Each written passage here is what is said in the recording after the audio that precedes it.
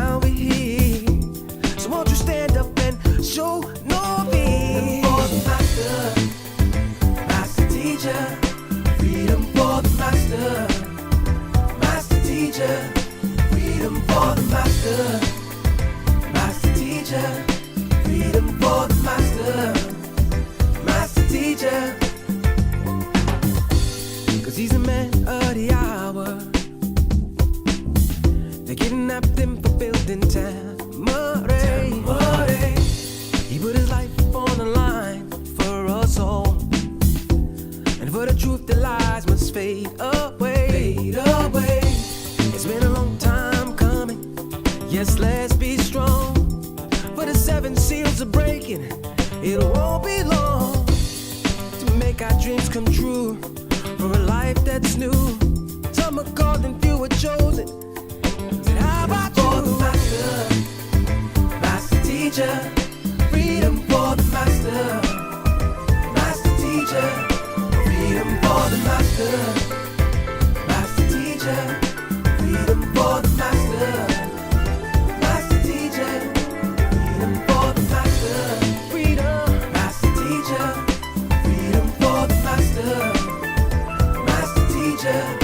Freedom for the master, freedom, master teacher. Freedom for the master, freedom, master teacher. Think not that we are earthborn, we come from earth, we may be, but we are life-born spirit, and without knowing we could never be free. Knowledge of this was lost when we were cast into blindness. The master teacher came and broke the chains of bondage. For the master, master teacher. Freedom for the master, freedom, master teacher. Freedom for the master, freedom, master teacher. Freedom for the master, freedom, master teacher. Freedom for the master, bring the master teacher. Bring the freedom for the master, master teacher. Freedom for the master, bring the master teacher. Rahubat Moisa. Greetings, family. Once again, we're live. Let everyone know we're live on OSM. Our souls matter. So please share the link and let everyone know we're live. Hey, Rahubat Coco Brown. Serious Poems Rahubat. Everyone that is in the chat, please share the links. Slider Rider, Rahubat. Ashok. Divine love to you too. Okay. We're just waiting a while for more people to join. And I'm going to get this started. As usual, we always say, let's make the main thing, which is about Pana Babyanun and his freedom. All right, so if you don't know how to help, go to the UnitedSabiansWorldwide.com, search how to help or how can I help, and you know, you can do your best in whatever way you can to help. Exiting the fantasy, Rahubat. Toronto in the house. Hopeful Hibiscus, Rahubat. Barbados in the house. Who else? Orlando's in the house. Yeah, let us know where you're chiming from. We're, of course, chiming from the Big Ben, United Kingdom. USA in the house, Rahubat. Yeah, we're in the UK, London. All right. Just waiting for more people to join so we can take your questions. This is Ask Us Anything. Ether in the house, Rahubat.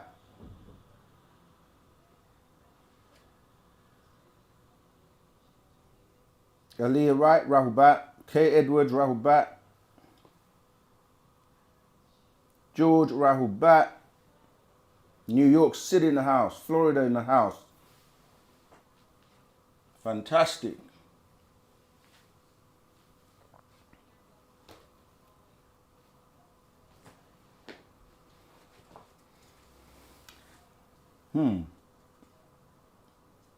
Chiquita Johnson, Rahubat. Lucky Sinclair in the house, Rahubat. Jamaica.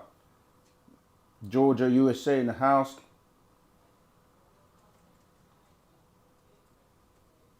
Kosiniti, if I can pronounce your name properly. Rahubat from South Africa.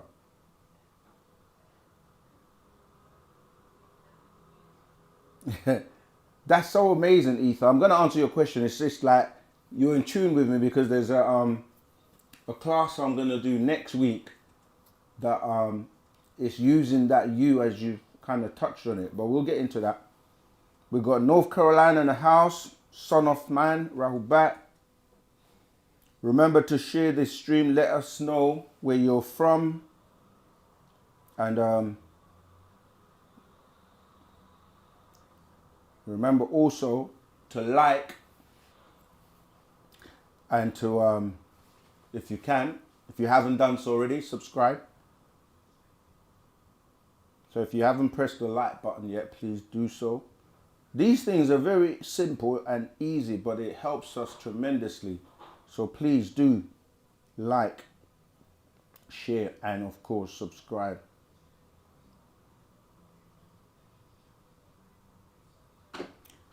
Ansar in the house. I'm just going to say Ansar because your name is long. Ansar Tamotonis. I'll just say, I'll call you Ansar from now on, all right? Ansar Rahubat. Yep. Nafir Lahut.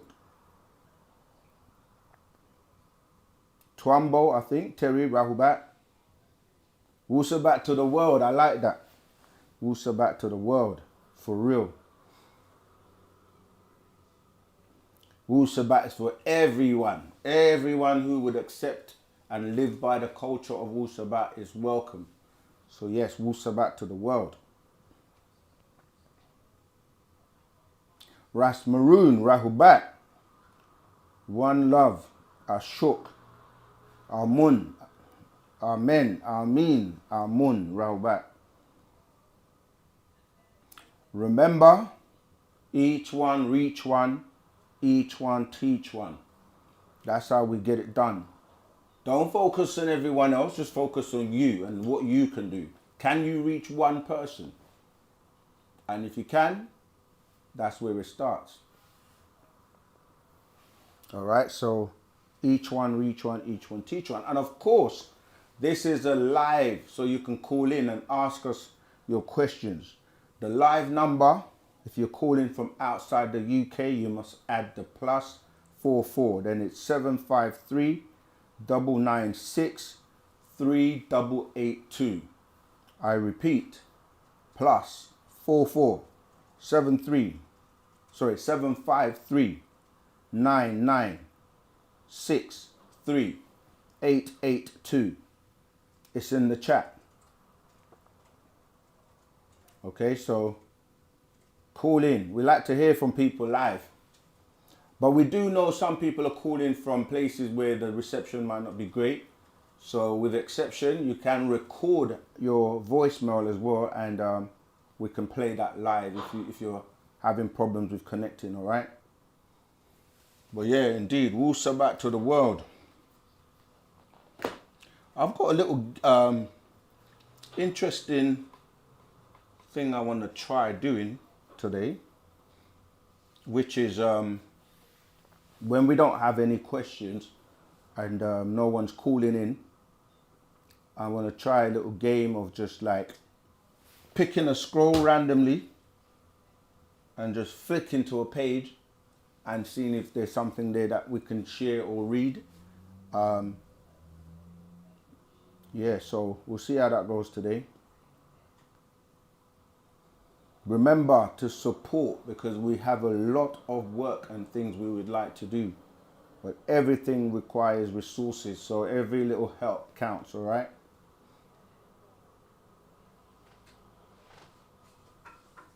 Okay, wait for a little bit longer, 3 more minutes to see if anyone else will join us. And Yeah, I think the patriarchs are quite good ones to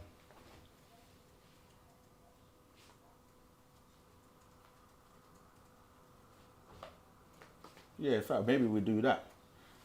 And remember, if you're in the Telegram group, you get the opportunity to win a free book every month based on whether or not you have invited and shared the link to someone, and whoever shares the most gets a free book sent to them every month, okay?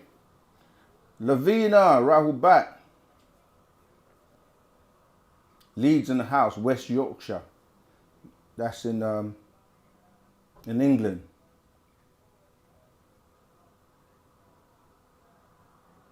Oh, okay.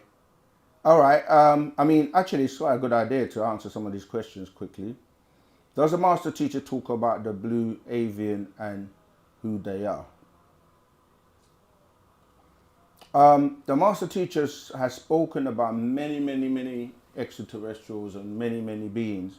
However, not specifically about those. And this is one of the reasons we have to get him out, because there are still questions and things that we have that only he can really go into in great detail. So our efforts are to get him out so we can put our questions to him that no one else can answer. All right, so I hope that helps.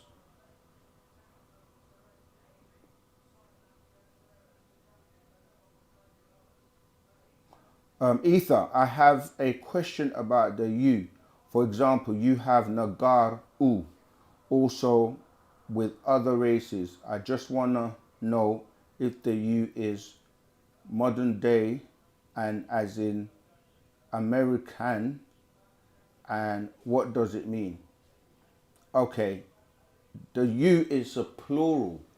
Like, the simplest way to describe it is like when you add an S to the end of a word. So Nagar will be singular, and then Nagaru is negroids as opposed to negroid, you see. So for example, if you wanted to say sister, you say Zamal Tat. If you wanted to say sisters, plural with an S, Zamal Tat U, you see. Or like, if you wanted to say a child, one child, you say Karad, yeah, Kharad. If you want to say children, Karadu, you put the U at the end, so Karad U, Karadu. I mean, we don't kind of make it like Karad U, but we say it quickly, so it sounds like Karadu or Nagaru, but it is the plural of the singular word. Same if you want to say brother, you say Zamal, or depending on the type of brother, because you can have a blood brother and you can have a brother as in, you know, brotherhood or brotherly love, and a brother in that way. So you say Zamal for a brother that is not blood brother, as in immediate family. And then if you wanted to say brothers, you say Zamal U or Zamalu. Okay, that's giving you a lot of examples using the you, Ether. Hope that helps. I pray that helps. Okay. We're just warming up. So those are the questions so far. Then we've got another one from Son of Man. How is it that we speak differently? I think when you say speak differently, I mean, there are levels to that. If you mean accents, then accents just develop based on where you are, and you move from one place to the next, and people have slightly different pronunciation. So, but originally we can go back to like, okay, scientifically, each individual is unique, and your body mass is unique. The way you're built, everything about you is unique. So you will slightly when you're dealing with tones, vibration and frequencies, yours is going to constantly be slightly different to everybody else's. But it really comes by way of, if you think about who has taught you over the last 6,000 years, it's predominantly the Adamites, and they were not able to pronounce certain tones. So from place to place, it gets, so for example, if you're not able to use your throat, like when I was saying, I said karadu, but it's really ha, karadu. You can hear that kind of like ha. And so if somebody couldn't say that, karadu, like, or al-kadir, sometimes you have to pronounce certain letters the way you use your throat, and your tongue has to be in a particular position. Now, if somebody couldn't say it like gr, gr, gr, they can't say that, they would just say gr. So if you take a word like karadu, somebody might just go karadu. Then that will be then passed on, and then it becomes like Chinese whispers. So from place to place, the word will change, or the pronunciation of the word will change, until you speak to the person who knows how to say it properly. So this is why in our language, Miss Batia, a lot of us are learning, and the master has said that it doesn't matter about the accuracy in terms of how it sounds. The main thing is to start using it, and over time he will correct us properly, and he does by way of people who are very studious in the language, you see. So then they will get the correct tone and then pass it on to others. But yeah, it changes from really people not knowing how to say certain words, and then the tone changes, and then eventually you just have people saying it differently.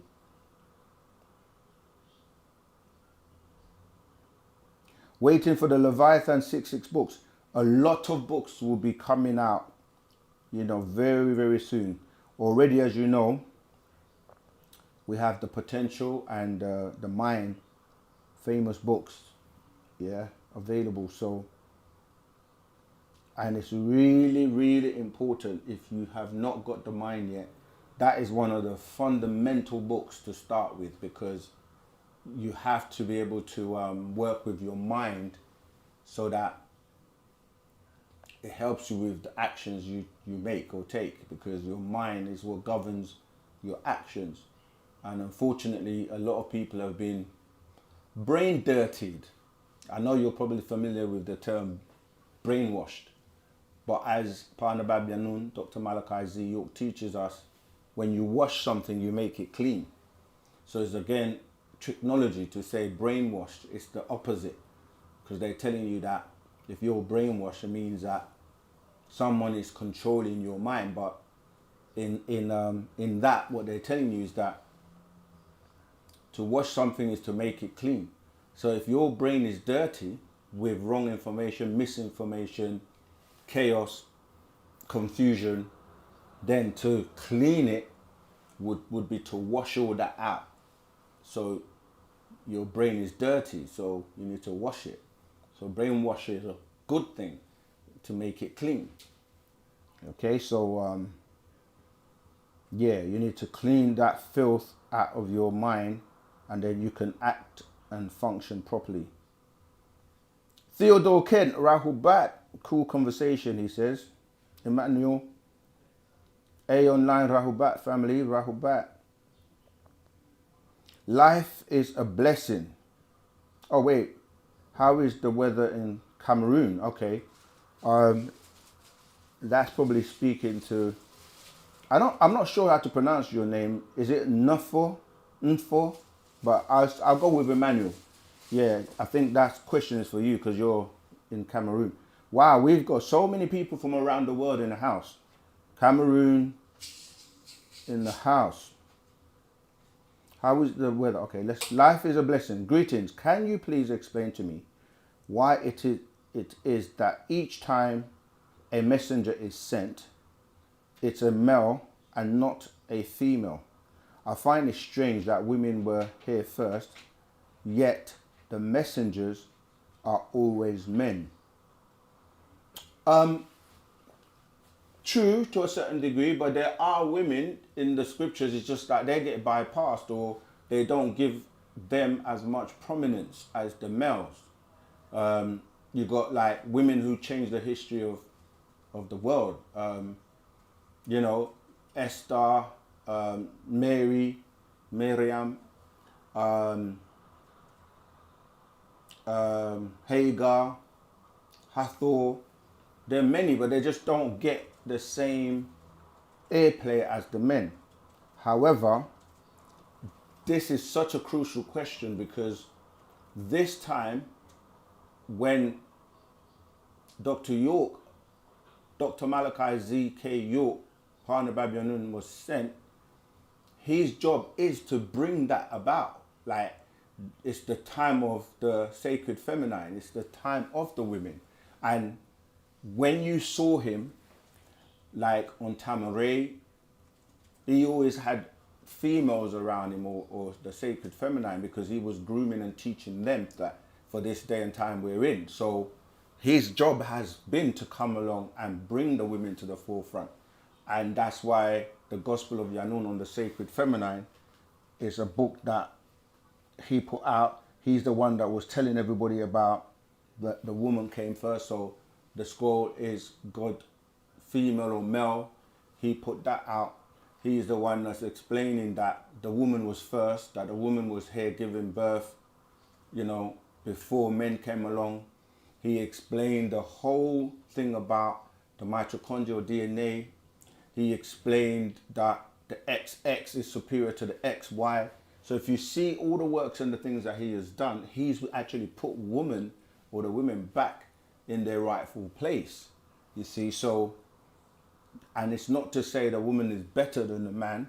It's just that she is in what she does as a sacred feminine, and the man is good at what he does, and they are, you know, they have to work together. We have to work together to bring the best out. But in religion and in other organizations, they suppress the woman. They put the woman down. They say, you know, the woman must walk behind, or the woman must be covered up, and you know what I mean, really women can't speak up front as imams and so on and so forth. So Wu-Sabat was actually liberating the woman by saying, look, no, you're the sacred feminine, you have a perfect matrix, you know, you're the one that was here first. You birthed male and female on this planet. You know, you have the mitochondrial DNA that is passed from you to your daughter, and only from female to female offspring. So if you really look at the doctrine of Wu-Sabat, it actually puts the woman first. And in ancient times, male and female, when I say ancient times, I'm talking about in Tamaray, or people like to say Kemet, or ancient Egypt, you saw the rulership of male and female together side by side. In fact, it was a matriarch system, not like what religion did, which is come and suppress the woman and bring about a patriarch system with Abraham, with everything being about men, to even modern times where men are presidents, men are prime ministers. It's only in recent time you start to see the women stepping up front, and the master teacher explained that was going to happen years ago, where the woman will become more and more in power, in positions of power. So yeah, if you really check it out, it's but the master teacher also brought down that just because women are not sent here, they are sent to other planets or to other places where they can go and execute whatever their mission is. All right. So yeah, that has stopped in terms of your question. Life is a blessing. That's now stopped. But the thing is, a lot of women have been suppressed for so long that they don't even have the confidence and the power in their divinity, to the point where even when you say to them women are gods, they're like, no, they don't. They find it hard to accept and say, you gave birth to everybody on the planet. But yet in the Bible, in the religious book, they're telling you man, God, Allah, whatever is referred to as a he all the time. And a he comes from a she. So how can he be a he? Because you look at the word she, he is inside of she. You look at the word female, male is inside of the female. You look at the word woman, man is inside of the woman. You look at the word lady, lad is inside the word of lady, lad. And that always shows you that the woman is first and then the male is inside, coming from that, you see. So it's actually in plain sight, but a lot of women don't recognize that they're God because like they've actually allowed themselves to be suppressed. But now they're starting to wake up. Okay, Son of says, true that. It is indeed. Yeah, you're right. Greetings from Zambia. Lionel. Kayumba, Rahubat. Ashok forever, for real. And Rahubat. Free Dr. Malachi Zio. That's what we all have to do. We have to constantly let everyone know and shout it out and, you know, contact all the, you know, whatever person in your vicinity that's in a place of power, whether it's dealing with officials, you know, let them know that's what you want. And the more we shout it out loud, the more people are going to hear it. Yeah, so yeah, definitely free Dr. Malachi Zio. And look, I don't know if you can see my t-shirt. If you can see it, this side, it's racism, black and white. This side, you see, multicolor, shows that unity. And it's not about racism, it's about race unity. That's what we're about. Bringing everyone together, love and unity. That's the message of Dr. York and has always been that. But just because you deal with love and unity doesn't mean that you shirk the truth. Truth is truth. Everyone has to deal and contend with the truth. So truth doesn't mean you hate anybody. Truth doesn't mean you're racist. It just means that we have to deal with the facts under one banner and get along and love each other and, you know, get along and just be able to share and respect each other. Okay, who's going to be our first caller for today? We're waiting. Remember, the line's open. The number's +44 753 996 3882.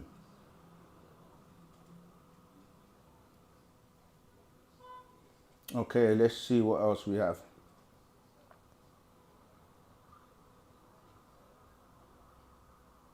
You know, we have to keep repeating it because more and more people are joining you. Hit that like button and share the links. And let's get more people subscribed to Our Souls Matter, because our souls do matter. Collectively, we're one soul. All right.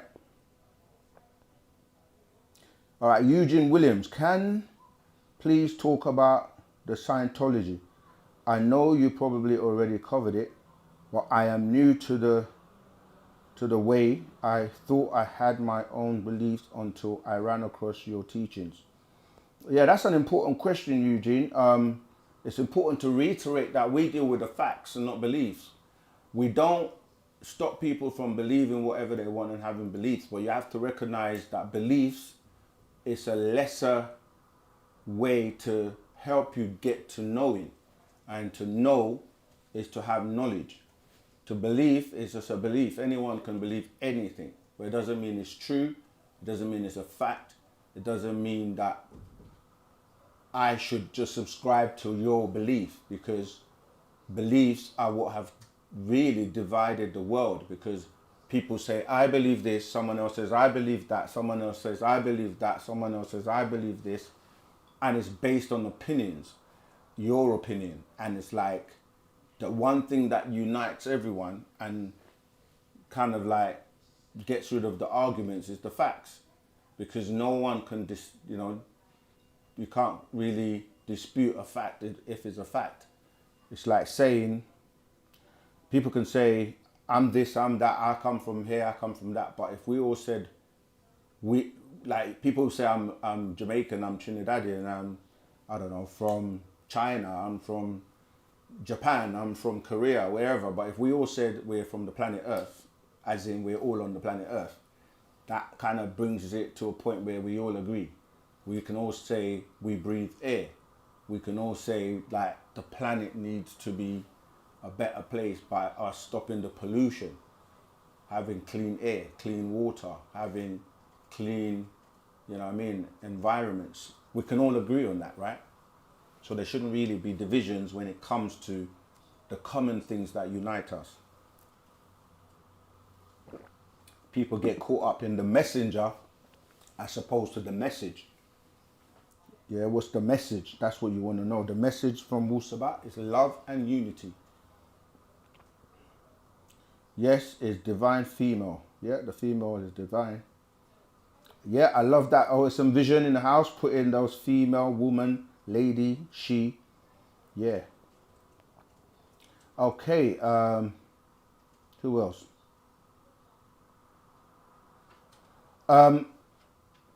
Is that Ash JS? Do you know Jonas von der Planet?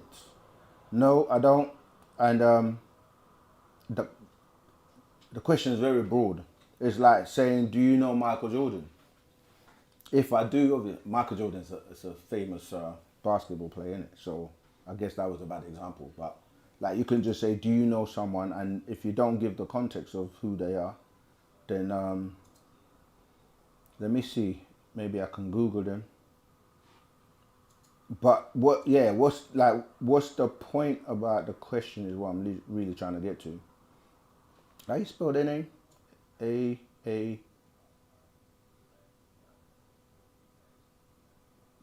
Just try. Oh, there you go. AAJONJAN.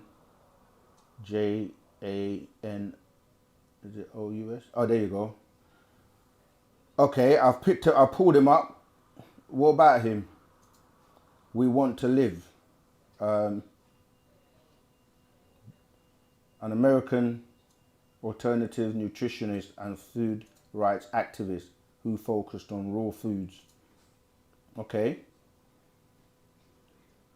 Yeah, I mean, I've just done a quick Google search because I'm not familiar with that name, and it just says that he's someone that was an American alternative nutritionist and food rights activist who focused on raw foods.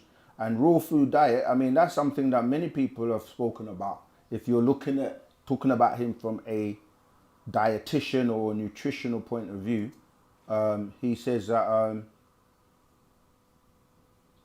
particularly meat. Nah, we don't do that. It says here he focused on raw foods, particularly meat and dairy. We don't eat raw food, raw meat, and dairy is not good for you because of the mucus that it creates. So already I can see that what he's coming with is not in line with what we teach. Raw food, as in vegetables and certain things, are very good because when you cook or sometimes fry or boil things, you actually remove a lot of the nutrients from the natural state. So yes, natural foods in the sense of being a vegan or like juices and stuff like that, vegetation and herbs, we're aligned with that, but not raw meat and dairy, because dairy, as I said already, produces a lot of mucus, and mucus is dangerous because mucus traps things within your body, especially metals. Like you see a lot of ions, IONS. Search what ions are. Ions are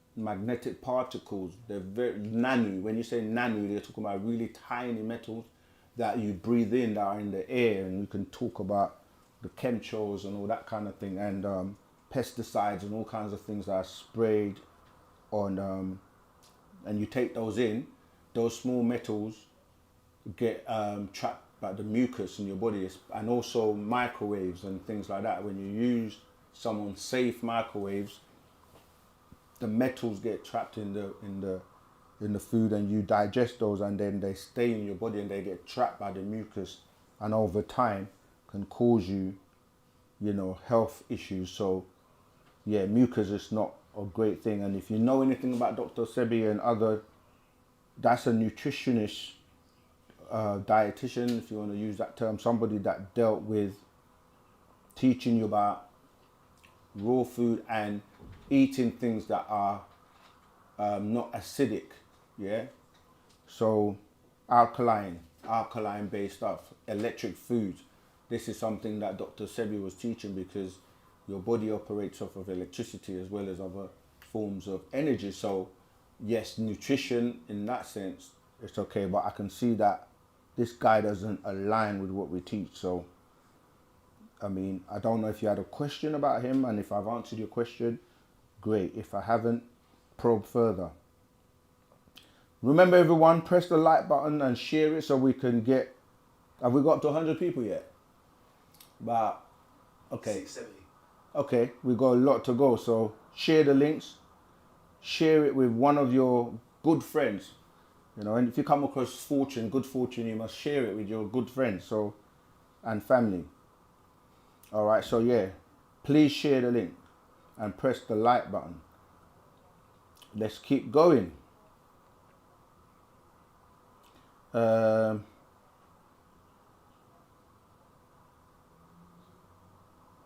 Okay, I'm just trying to see if somebody's posted it, but oh, I really love that shirt. Thank you, Theodore. We got them available right now at Nashat.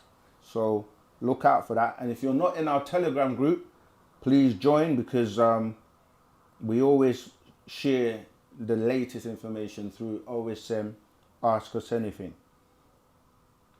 All right, let's keep going. This is Son of Man. How do I learn to talk to animals? What's the name of the tablet that's in it? And how do I learn more about the person Allah? All right, so that's a few questions. The tablet you're referring to is the Holy Tablets, where it's spoken about. You can learn to talk to. We have a call. Okay. With everything, yeah, you just pay attention. Change your actual being in terms of how the master explained it to us, and I've seen this happen. If you eat meat and eat animals, right, animals can sense that and pick that up from you, because they're kind of looking at you like a danger to them. So you have to clean yourself inside out, and then your aura changes when you're cleansed, positive, giving off nice vibration, and then animals won't see you as a threat. Yeah, most of the time they will run away from people that are vibrating on a particular frequency that they fear, because they think you're going to harm me or something, and they draw close to you. Like he said, birds will fly and maybe rest on you. And I'm not saying every single situation or person that gets this means they're like so pure and spiritual or anything, but the majority is when they will draw closer to you. They won't fear you. Like when you're walking past, they won't run away. They'll just feel safe. But if they feel kind of sense any danger from you, then they run. So I'm saying that to say, once you cleanse yourself inside out and you're peaceful, and the energy you exude is nice and in harmony with nature and with animals, they draw close to you. Plants in your house, for example, they will grow, they will flourish, because people say they speak to plants and communicate with them, and you have to listen out for all these signs to see how they're responding to you. You also have your ancestors that vibrate on that next level, because remember, what we call the plane of force, it's a level above the physical plane, and things can affect the physical from the plane of force, and your ancestors could utilize these forces to communicate to you through animals and through plants and trees and so on, because they have to give you signs. They have to, if you're not attuned to the point where you can actually manifest them, so they will use other animated objects to communicate with you. So you start to look on what, like for example, if you're going somewhere and a particular butterfly just happens to be around you, and then you go somewhere else, that same butterfly you see again. You go somewhere else, that butterfly is there. And then let's say you go from your house, you went somewhere far, even driving or whatever, but you get to your destination and you see the same exact type of butterfly, or it might be a ladybird, whatever it is, right? And then you come home and you see the same butterfly. You would have to say to yourself, and I'm sure many people have had this experience, how strange is that? How is it that this butterfly seems to be with me everywhere I go? And you might start to say, you know what, maybe my ancestor or someone is trying to give me a message. You might say, well, what's the message? You would work it out. And eventually, it might be that you're in a situation, and when it appears, it's saying, yes, it's a good thing. And when it doesn't appear, or vice versa, like it appears, it says, don't do it. Do you know what I mean? So there are many ways you will learn to communicate with animals. It's by, remember, okay, language as well is another part of this. So language is not always spoken like how we're speaking now. This is actually, it's a lower way of communicating, because communication can be in many forms, and originally it was in tones, yeah? Then those tones became events or symbols that were caught into symbols, and those symbols eventually became letters, and those letters eventually were used to form alphabets, and then those alphabets were used to form words, and those words are used to form sentences, and sentences are used to form paragraphs. Paragraphs are used to form chapters, and before you know it, you have a whole book. All right. We have a live caller, so please tell us where you're calling from. What's your name and your questions, please? Greetings. This is Delilah. I'm calling from the States in Florida. Rahubat. My question, it's not really a question. I'm calling to confirm what you're saying about the animals. Okay. I was in my house. I went to the lake. This happened probably last week. I was at the lake on my property, and there's normally always this bird that I've recognized that has lost this little feet, one of the feet, I don't know what you call it. So I've seen it several times when I'm sitting at the lake. So I walked from the lake back to my home, and I heard a weird noise on the gate. I'm like, what is this noise? And I saw a bird that I didn't recognize before. And then the little black bird that has the injured little feet was there as well. He had flown underneath my patio table. And so I said, is that the same bird? So I stared at the bird that was about to attack the little innocent bird. And I stood in my window, and I said, in my mind, I said, big bird, do not hurt little bird. Big bird, do not hurt little bird.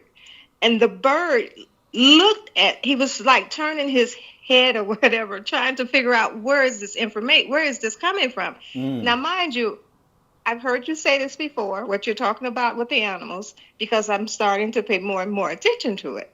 Right. It freaked me out so bad because the bird was looking to, I guess he must have felt my energy or the waves or something, because I was thinking, big bird, leave little bird alone. When I tell you the bird flew off of the top of the gate onto my patio chair, I have the chairs tilted onto the table, so the table stops them. The bird flew onto the leg of the chair and was looking directly at me. It freaked me out. I wouldn't look at his eyes because I didn't know what would happen. But the bird literally flew away and left the little injured bird. By now, the little injured bird had flown underneath my patio table. So what you're saying is so true, because it just happened to me, and I was really like, okay, nobody is here. I said, I didn't even video this. Nobody is even here to know this. But it actually happened. I kid you not. And thank you so much for talking about that, because I was about to lose my mind, but then I'm believing. I'm not believing. I'm being. I am. I I know it. Yeah. I see it. I feel it. And thank you. Thank you. Thank you for sharing. It's always fantastic when we hear people share because a lot of times we'll be teaching these things that people no one else is teaching and people think we're strange or we're making it up. But when people confirm it, I tell you another story that relates to that with my own personal experience. Because when we learn and start to grow in consciousness and especially in Wu-Sabat, and we realize that everyone and everything is connected in terms of when we say the chain reaction and every cause has an effect and vice versa.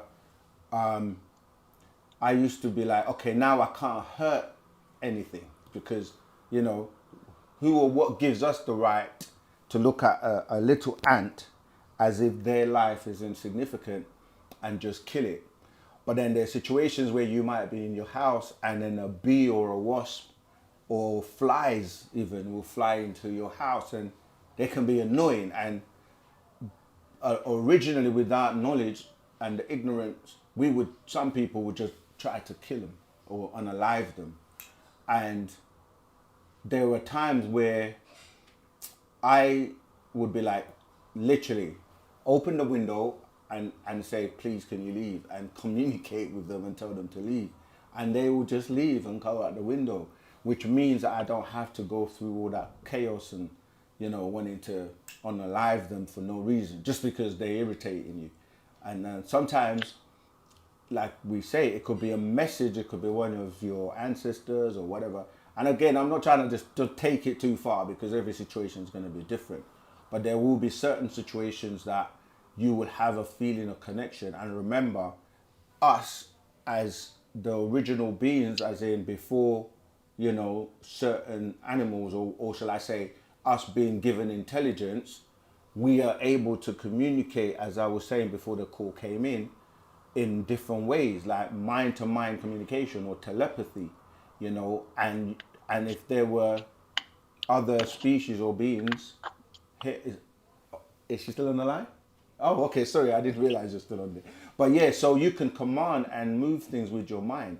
This is where, telekinesis or certain powers come in, or like I said, mind-to-mind communication. And with cooperation and love, as in divine love, you can usher, animals, and this goes all the way to certain people who are able to control animals, and all that story of like Tarzan in the jungle comes from this because, you can be looked at as an intelligent being, more, it depends on the animal, of course, because some animals are more intelligent than humanoids. But yeah, you can definitely communicate, relate to, and and work with any other thing in nature, because nature is nature and animals are more in tune with nature. This is why if you see a flock of birds flying in one direction, it's not just by coincidence. It's normally because they're leaving or evacuating in time before something that is coming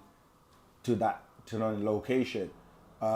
Also, yeah, when you're in the jungle or whatever, like they will leave you alone if another one, like people who go to say countries that have mosquitoes, they don't realize that, if you eat, say, certain foods, that vibration draws the mosquitoes to you. So, for example, a lot of sugar, in your system will give a particular type of vibration. And then when they come and taste that sweetness in your blood, that's when you get attacked even more. So if you stop eating sweet things, and you'll find out that they will leave you alone. So there are sciences to how you vibrate or what you put in your body that will either attract or detract animals from you. And there's a movie called World War Z, which I point out a number of times, which is dealing with the zombie apocalypse. And in that movie, the Z is very important because it's a red Z, and Z is the end of the alphabet.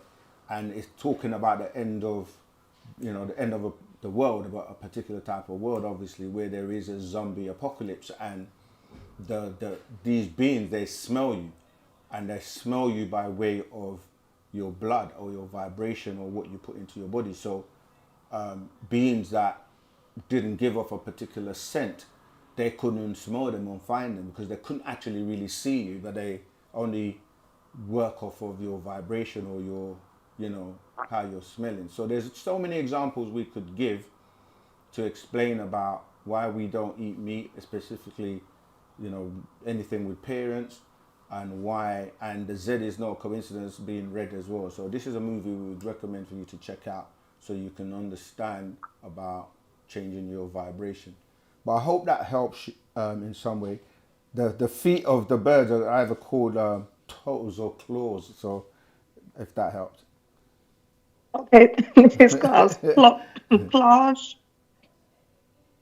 I think you're breaking up. Yeah. You said the feet of the bird is called a claw. Yeah, some birds they call them claws or toes, just like we have toes. Okay. Yeah. All right. I Was have it? one other. I Yeah. have. Can I? Do I have time for another question? Yeah. For a Sure. question, rather. Yeah. Go ahead. Okay. Coming from a Christian background, I mean real Christian. I mean Alabama, Mississippi Christian. I hear you. Uh, and you know how we were taught. Well, I'm not sure if you know, but we were taught that, and I can envision this from studying Wu-Sabat and the master teachers teaching, reading the scrolls. I can imagine it even more, the idea of a location, city, town, place where everyone is on a agreeable vibe, I'll say. I can imagine that because that's what we were taught as a little girl. I remember we're going to be in a world where no more dying, no more crying, and all that good stuff. Right. What does that look like It looks like in what this time? we already had it. That's what Tamaray was, our land in Eaton, Georgia, which was actually showing that in real time, in real life, and it was what many people described as heaven on earth. It's funny you should say that because the JWs also used to have those types of the JWs, Jehovah Witnesses, used to have Oh my word. these pamphlets that their tower. I can't remember what it's called, something tower. But yeah, I used to look through their The brochures. watchtower. That's the one, the watchtower. Before getting deep into researching them and so on, but they used to have these paintings of this place that's all lovely and peaceful. Except that I didn't used to see any black people in them, and I used to ask them that question, but I'm digressing. But yeah, Tamaray, Egypt of the West, that's what the blueprint or black print was. It was a beautiful place. People from all walks of life would come. There wasn't really there was no incident of fighting, abuse, nothing like that until obviously later on where certain people decided to desecrate it. But it is something that we're working on, and that is something that is spoken about, and it's something that we are working on even now as a reality. So it's like heaven on earth, and you have to think when we teach things like cleaning yourself inside out, stop killing animals or unaliving animals to eat, treat people the way you would like to be treated, living peacefully, a shook, loving, unity.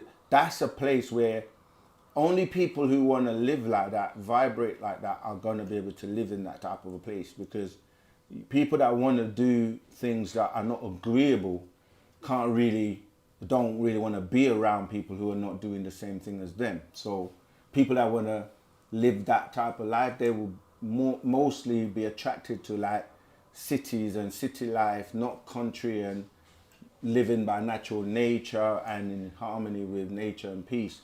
They want to go to the bright lights. They want to, smoke, drink, party, take drugs, be promiscuous and all that stuff. So there is a separation, and it was like that before when you had different zones on the planet. And that's what the planet was like originally, with the green zone, which was known as Nupu. before these disagreeable alien beings came and basically raped and produced offspring that brought about chaos and division. So then there was another zone set up called Zupu, which was the red zone for the containment, or where you were quarantined.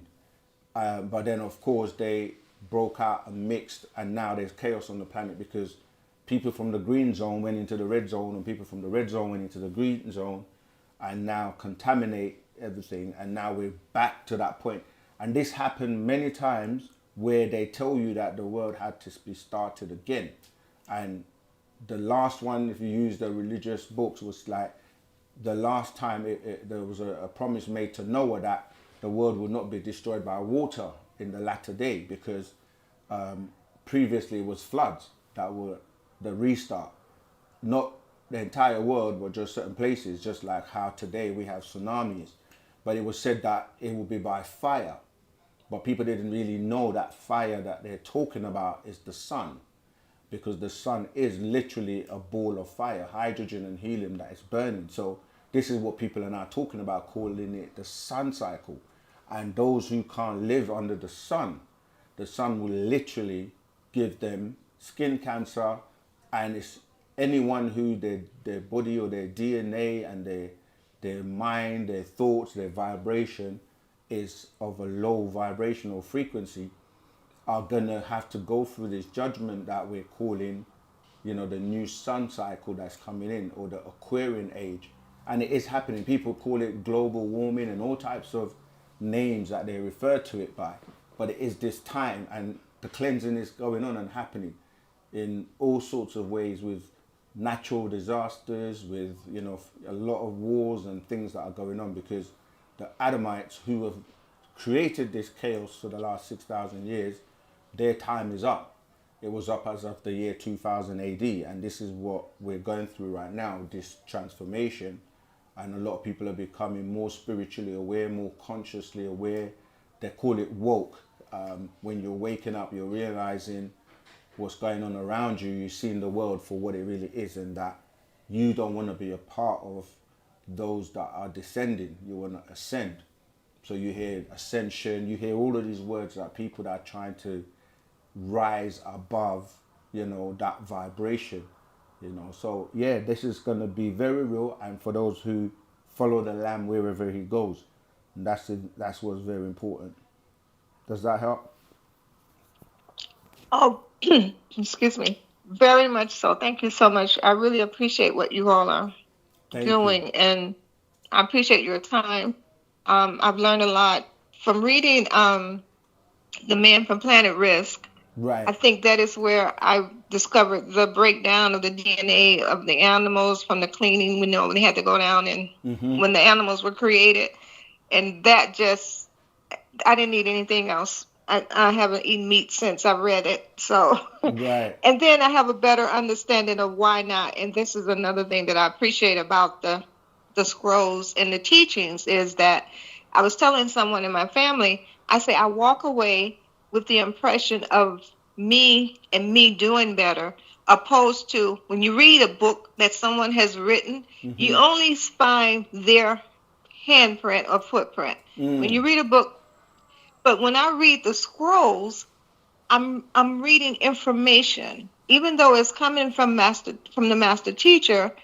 The information is for me. The Right. information is for everyone. It doesn't specifically say, well, I did this, I did that. That's No, right. it leaves a place for me to find me. And that's what I appreciate, and that's why I'm hooked. And I think I've been picked from life, because when I found this, and since I've been on this journey, I called it the truth journey.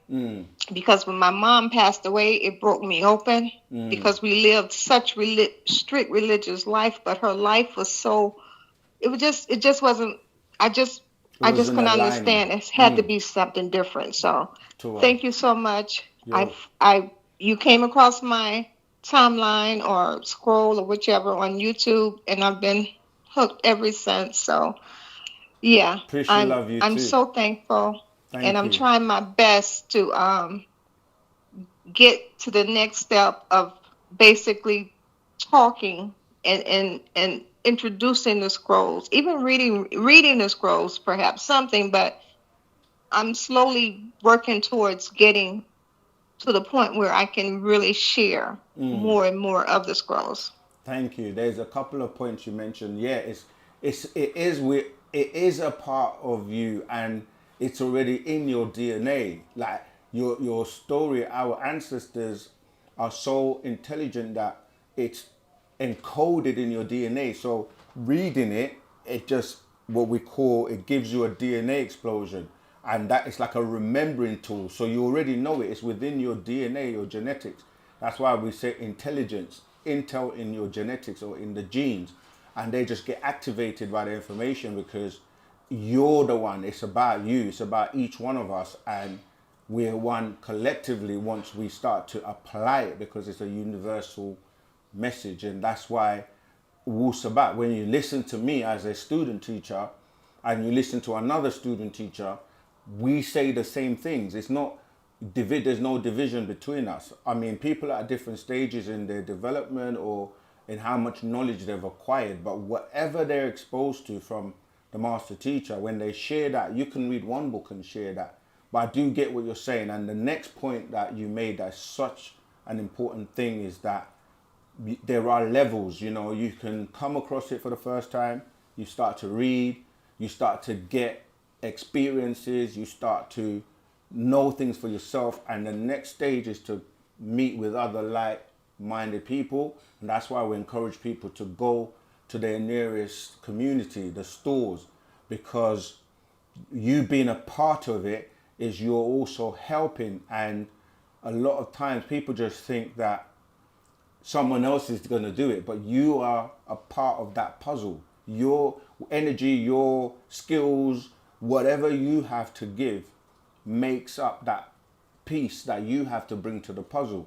So go into the stores, because they don't realize there's normally only a small handful of people that are actually dedicated, committed to holding things up. And since we've been dispersed and since the master teacher has been kidnapped, and we always encourage people to come together, because when you come together, you put your energies together, and everyone who thinks on a high level tells you that there's power in unity, there's power in working together. So yeah, the next stage for you, I'm not sure if there is a community near you, but you can check on our website, is to try and visit. If you can't go regularly, but start with being around other like-minded beings, and then you're going to take it to another whole level when you speak and connect with other people.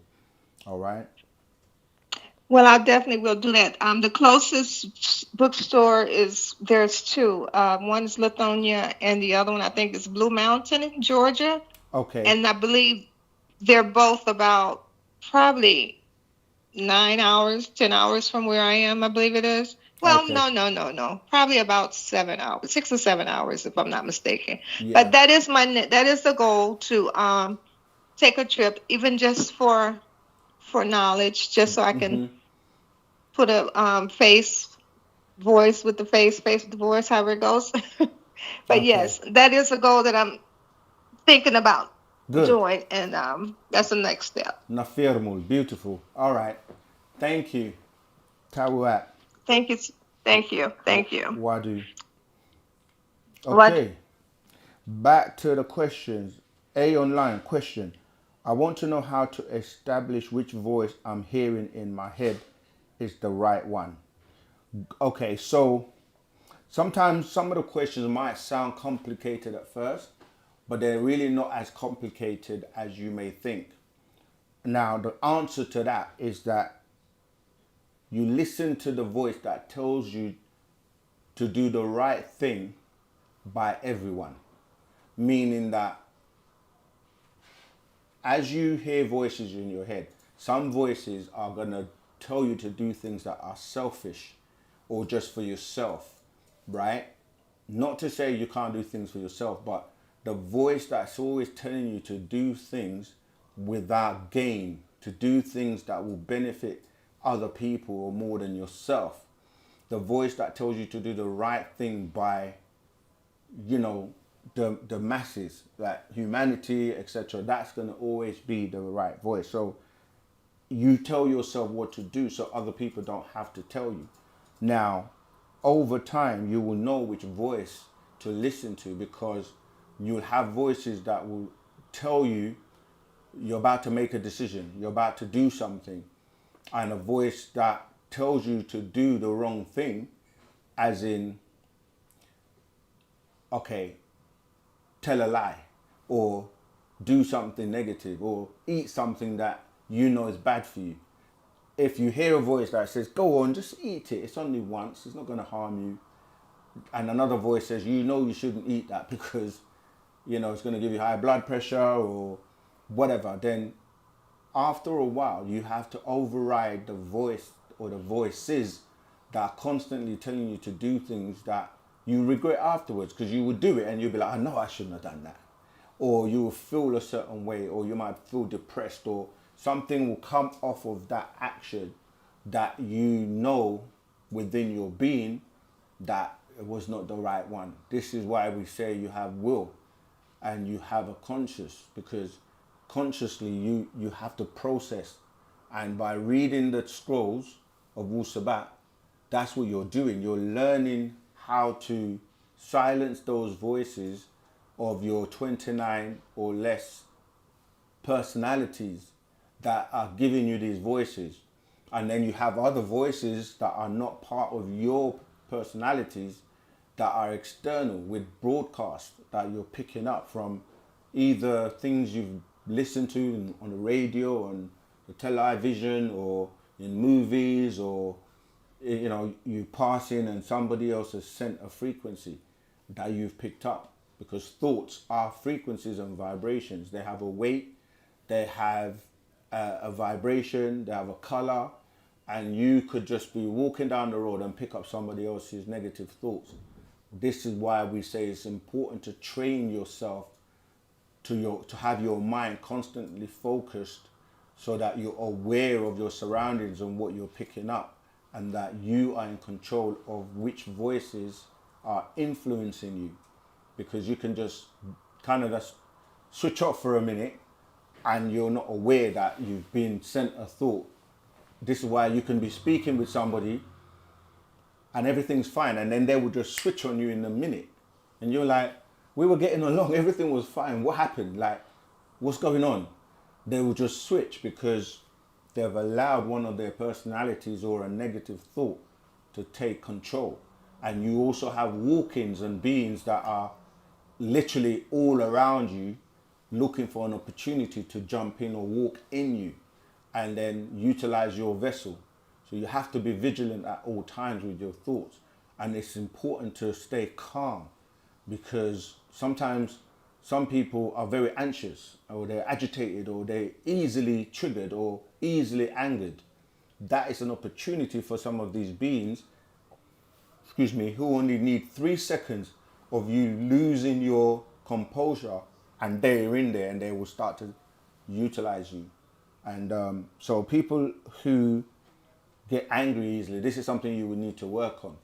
And how do you do that? You do things like staying in silent, meditation, mindfulness, practicing mindfulness, breathing exercises. These are all things to calm your mind and calm you down, so that you don't react. You think first. Before you take an action, you have to think. But if you just act on impulse, you're not having the opportunity to process and think about your actions. So yes, it's very, very important that that's how you will learn to hear your voice. We have another caller. Voice note. All right, let's get to it. Hello, Sir Ken. This is Sheba calling from West London. My question to you is this. I've often heard that people choose their parents before they are born. Is it true? And if it is true, is it true for everyone? Thank you. Great question, Sheba. It's not true for everyone, simply because some people are sent down here. Some people are, as it says, cursed or like, for example, you're talking about, for example, when you read the book of Revelations, it talks about Michael and his angels, they fought against the dragon and his angel, and they were cast down here, right? If you're being cast somewhere or summoned or sent, that means someone else's will is being imposed on you to do that action. So it's not the same for everyone, because some beings, and also remember this, so this is such an important point, right? I remember I asked a question, I think in the last live, I asked, what age was Adam and Eve in the garden? Because they don't tell you. They just tell you that God created Adam and then created Eve from his rib. And the reason I'm saying that is because were they born? Because if they weren't born like that, so they didn't grow through being a baby and growing to being an adult, or were they just adults? Because that's all left like without any explanation. So going back to your question about choosing the parents, the choosing, oh yeah, that's the point. We've got another caller. Let me finish this one. She's gonna make me lose my point. The point I was making is, yeah, that's it. Not every being that's on this planet or on this realm right now is born here as a baby. There are beings that have just come here through wormholes, through gates, with crafts, that are not going through that process of being born in the way that beings that are born here through parents. So the ones that are reborn or born here through parents, the reason for that is because they may have not accomplished their purpose and they're being given another opportunity or chance to do that. Those are the situations or scenarios where, you know, the seeds, or the entities, the man and woman or the parents that you want to incarnate or reincarnate through are chosen so that you can fulfill your purpose that you didn't do the previous lifetime. So in that scenario, if you were supposed to, I don't know, this is just an example, if you were supposed to be a famous musician, but in your last lifetime, and that was to convey a particular message or something to humanity, but you didn't fulfill that and you're given a chance to come back, you would choose parents that perhaps are in the music business or people that are, established musicians or well-accomplished musicians. So that would then give you a good start in life. Because sometimes you see certain children that are born through, say, musicians, and they become musicians. Or that you look at, say, Bob Marley, you look at his children, they all are musicians. And you say, oh, it's just because it's in the DNA, it's in the genes. Clearly, that's coming through the parent. All right. But yeah, so not everyone goes through that process, but some do because they have to fulfill a particular purpose. All right, let's take that second call. Okay. In the meantime, okay, we covered that. Maramir, would you prefer paperback books or hardback to be sent into the UK? Both, if you could. Like, if you could give us, if you're going to send 10, for example, do 5 of each. Yeah, I started to read in your book. It's very good, by the way. I actually really enjoy it. I like the way it's read, the way it writes and reads. Right, caller, what's your name, where you calling from, and what's your question? I'm here. I'm hearing yeah, Rahubat, greetings, caller. Rahubat, brother. I think you're, yeah, if you can mute the video, because we're hearing an echo feedback from the because there's a latency and it's delaying. Can you hear me? Oh, okay. Let me talk by ear. Can you hear me now? Yeah, that's much better. Yes, sir. Yes, sir. How you doing today, King? Doing my best as usual. And how are you? Good, good. I can start off by telling you my question, just how you did me last time. I've been following y'all ever since. Okay. It's funny that I say That's what it's about. Have you ever heard of the OM, the OM, the Tour. AUM? Mm-hmm. Yes, I was taken there, and I've been trying to find out why I was there ever since. I'm not a lucid dreamer or just an astro. I have been taken there. I'm a special kid, golden light child. Go check the years and dates. I'm December 17th, 1986. I'm even the 13th zodiac. So I know something. I was taken, and I don't know what to do with it. And this is the only thing that makes the sense from divine feminine to everything. The divine feminine took me there. So I wanted to know something about the gates that I went through, and I wanted to know if that was from a different species or was that from ours. I mean, there are certain experiences that obviously are your own, and only perhaps when you get the opportunity to be before the master and walk with him, he might be able to expound on certain things. But you know, the Yes. Om sound is a universal sound because it deals with the tone that was made when we had the first bang of, you know, what they try to explain as, they say, the beginning of everything, but it's really dealing with our universe, right? This one universe, and Yes. that ring, that tone rings and has been ringing ever since, and it's just a I heard it and vibrational been through those tone. gates. It said, "Oh, I'm tomorrow," and I was in space. I Yeah, was, I was out. I projected, but first I came through the ground, like from underground through levels. I went through playgrounds, heard the kids and seen everything. Went past birds, went through space, like through the firm. And as I went into deep space, it was so beautiful. It was so crazy and like murky. But I'm talking about I was dead. And I'm not talking like others. You got to know that I actually been doing that for a long time. But this is just this one because it's part of my calling. I write code and everything. It's all in there. So I'm like a madman in a movie trying to figure out where this arm come into play, right? So I goes through and these big gates made out of like gold and light. It was crazy. And they smashed together like and yeah. I'm opened saying, up, and I yeah, went through them, and I came out the body physical, and I was moving like a snake in the air. I could see all the electricity in the walls, the lines. They was all gauges of red, yellow, and orange. All the walls was shifting, the doors was changing, the passport. I was in another dimension. I know how. I basically I knew where I was, but because I was already educated to a certain point. So as life continued on, different little things was opening that door, showing signs, and I'm following the path, just like a chosen one would do. Okay, hop along, right. quietly hop along. And now I'm at this point. I found the I didn't even know what was, and then I found it.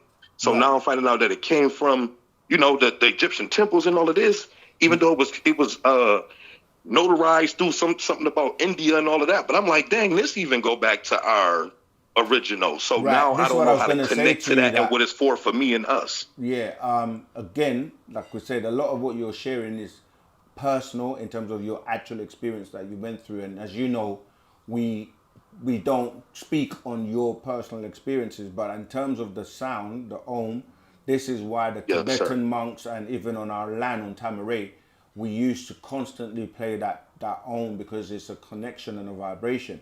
However, we Yes, have sir. now since been taken to our tones of FAC, and so those Okay. are the tones that we're focusing on right now.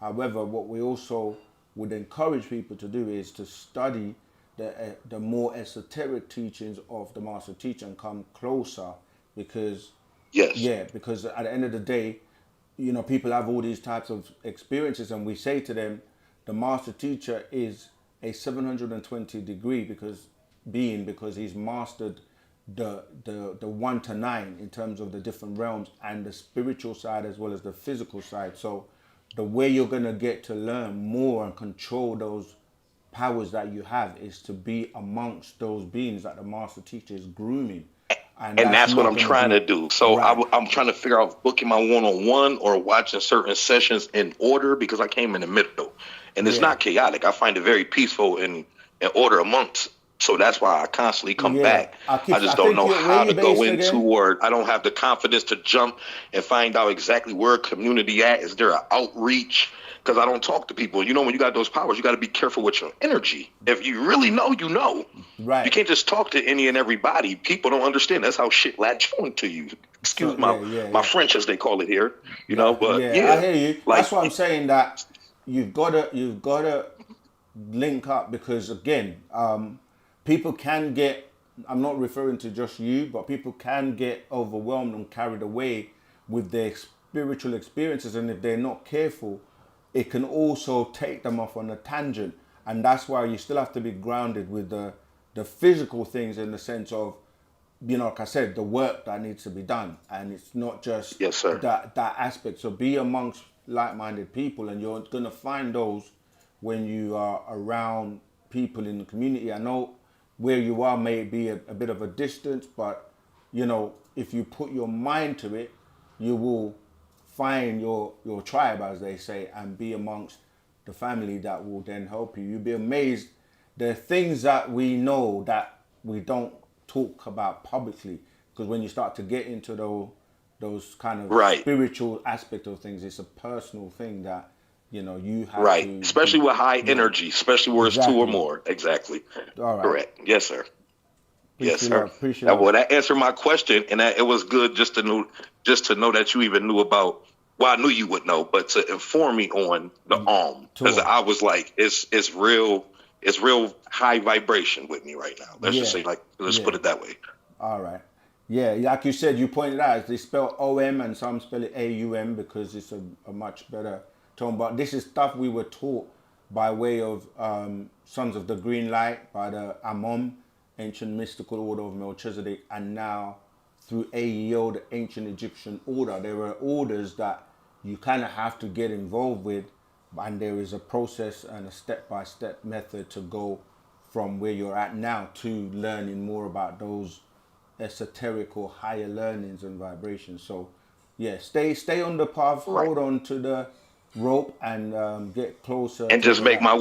my way to like-minded communities, right? I would Correct. put it that way. Is that the correct way to say it? That's the correct way Because to I say it. want to make efforts and strive out, and you don't get nowhere if you don't strive and reach out to places. So That's I'm trying to right. figure out what's the best way to go about it, but I'm gonna just let the spirit guide me. Absolutely, and your ancestors within you. All right, Tawat, Wadu, All right, peace. peace. Did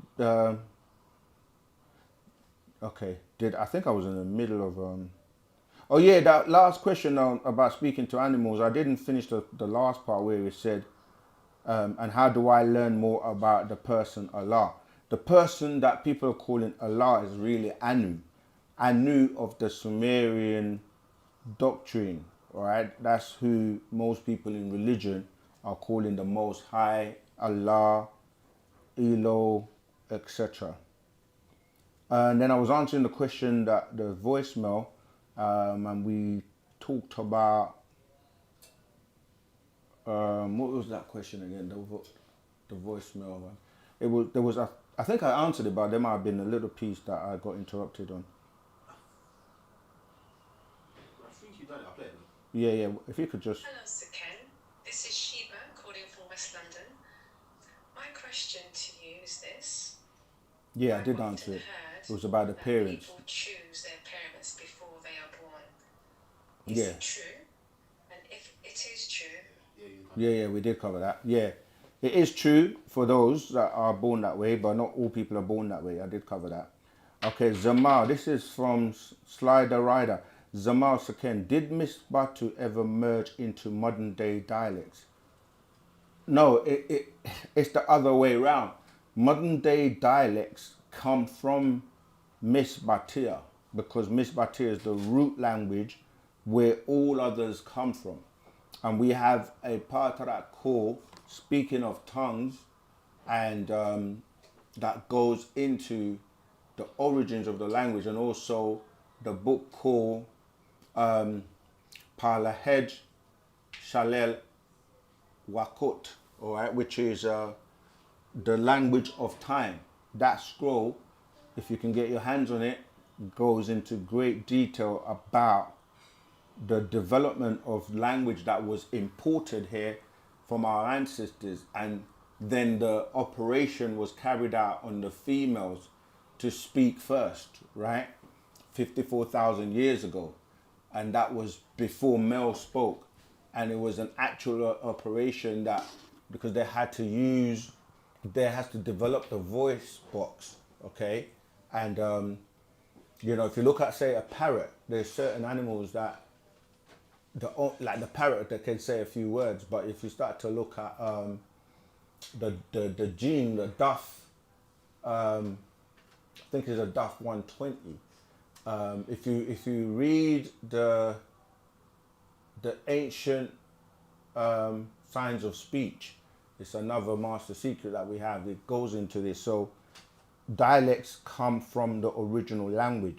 The original language on the planet is Misbatia, but it's known by different names, such as Sabaic, yeah, such as Nuwapic, Napatan, Napatian. Like this is the area Napthuhim in the Bible dealing with Meroe, and the operation was done on the females, and then the males spoke after, and then the Adamites only spoke like 6,000 years ago. So language was imported here, developed, and then women were given speech first, and then this is what I told this day. No disrespect, but women speak more eloquently, they speak more words than men, and they always have to express themselves. Like, you know, apparently women need to speak about 5,000 words a day or something, or is it a week? Do some research, and if they don't, then it builds up, and then they have to get it out when they see you, or when you sit down and men are like, I just want to watch the football, and they just want to talk, but they're very expressive, they're very eloquent, they're very intellectual in what they say.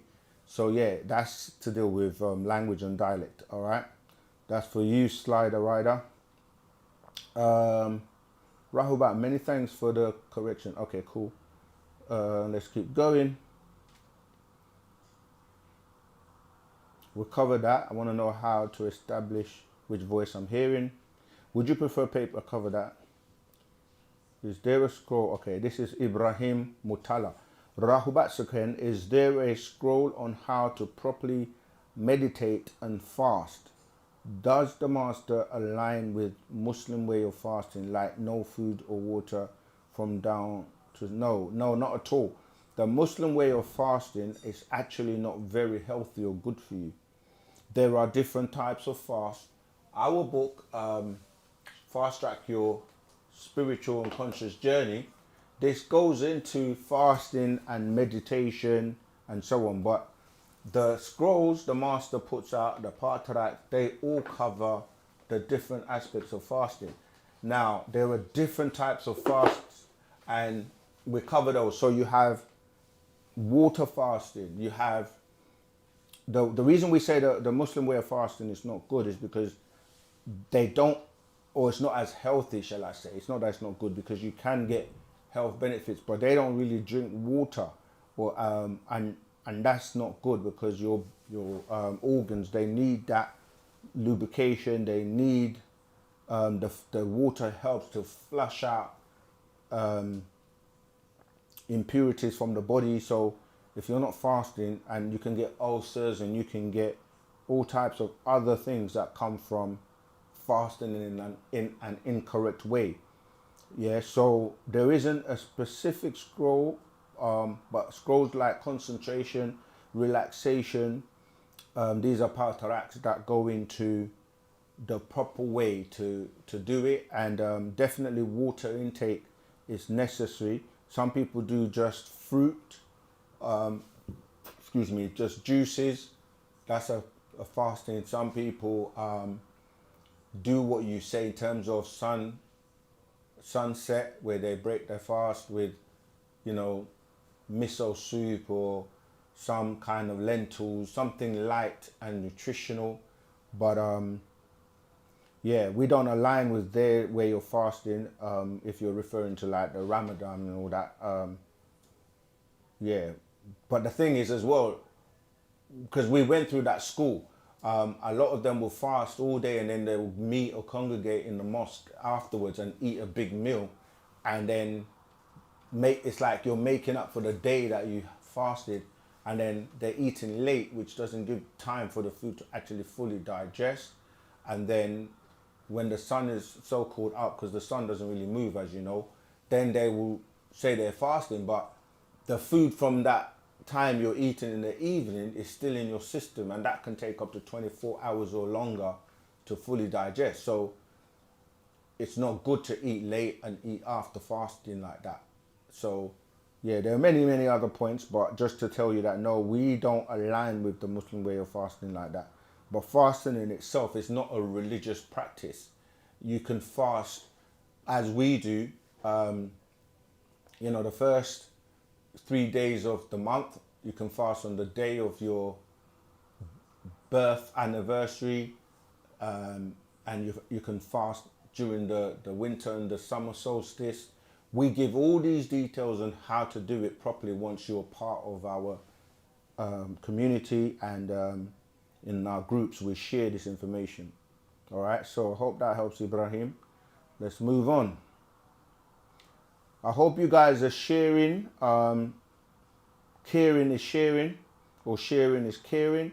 So share the live stream, and yeah, let's get more people awake to Wu-Sabat.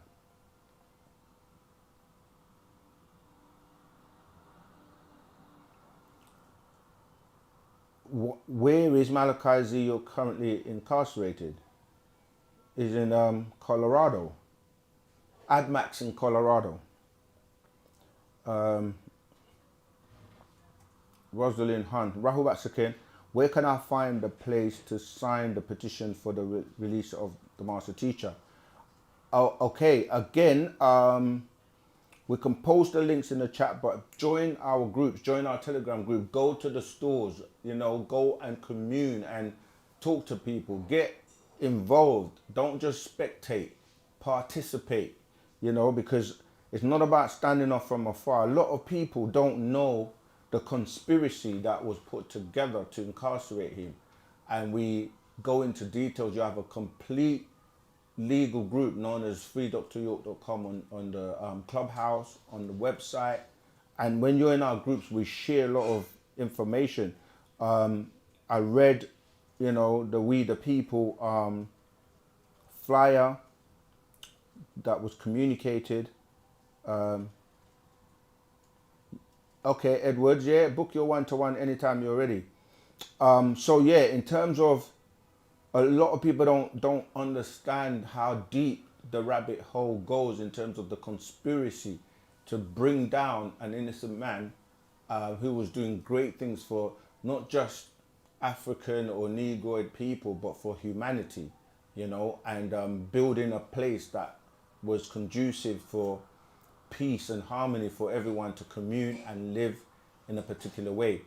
There were a lot of obstacles or obstruction to stop the progress of this. I guess you could call it like one of the last Black Wall Street, if you want to use that. That's something people are familiar with. But at the end of the day, he's still alive, and it's our efforts that are going to bring him home and free. So we definitely have to shout it out, yeah, loud and clear. Yeah, I see admin on OSM Vision are giving you the information. ADX Supermax in Colorado. All right, let's keep going.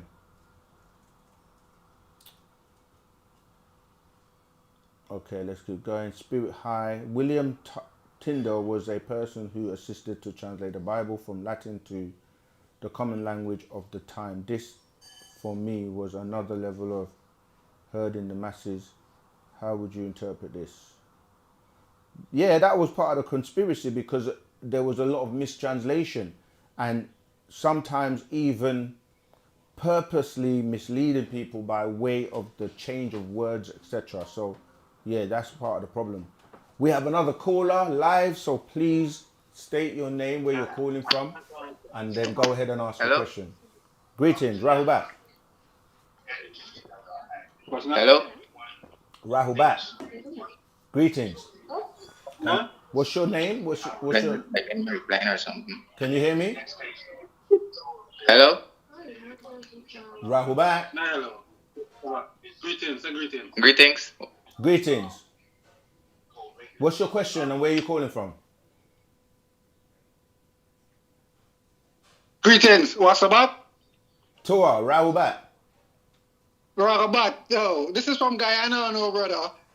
Yeah. How you doing? What's your name? Guyana. Yes. What's your name and what's your Yeah, question? My name is Michael. I was supposed to have a video shot with you at Zoom shot on Thursday with one of the teachers. Okay, we may have to rebook that. What, this Thursday or the one coming? Okay, I will have to get in contact with you to rebook that, right? Okay, was it?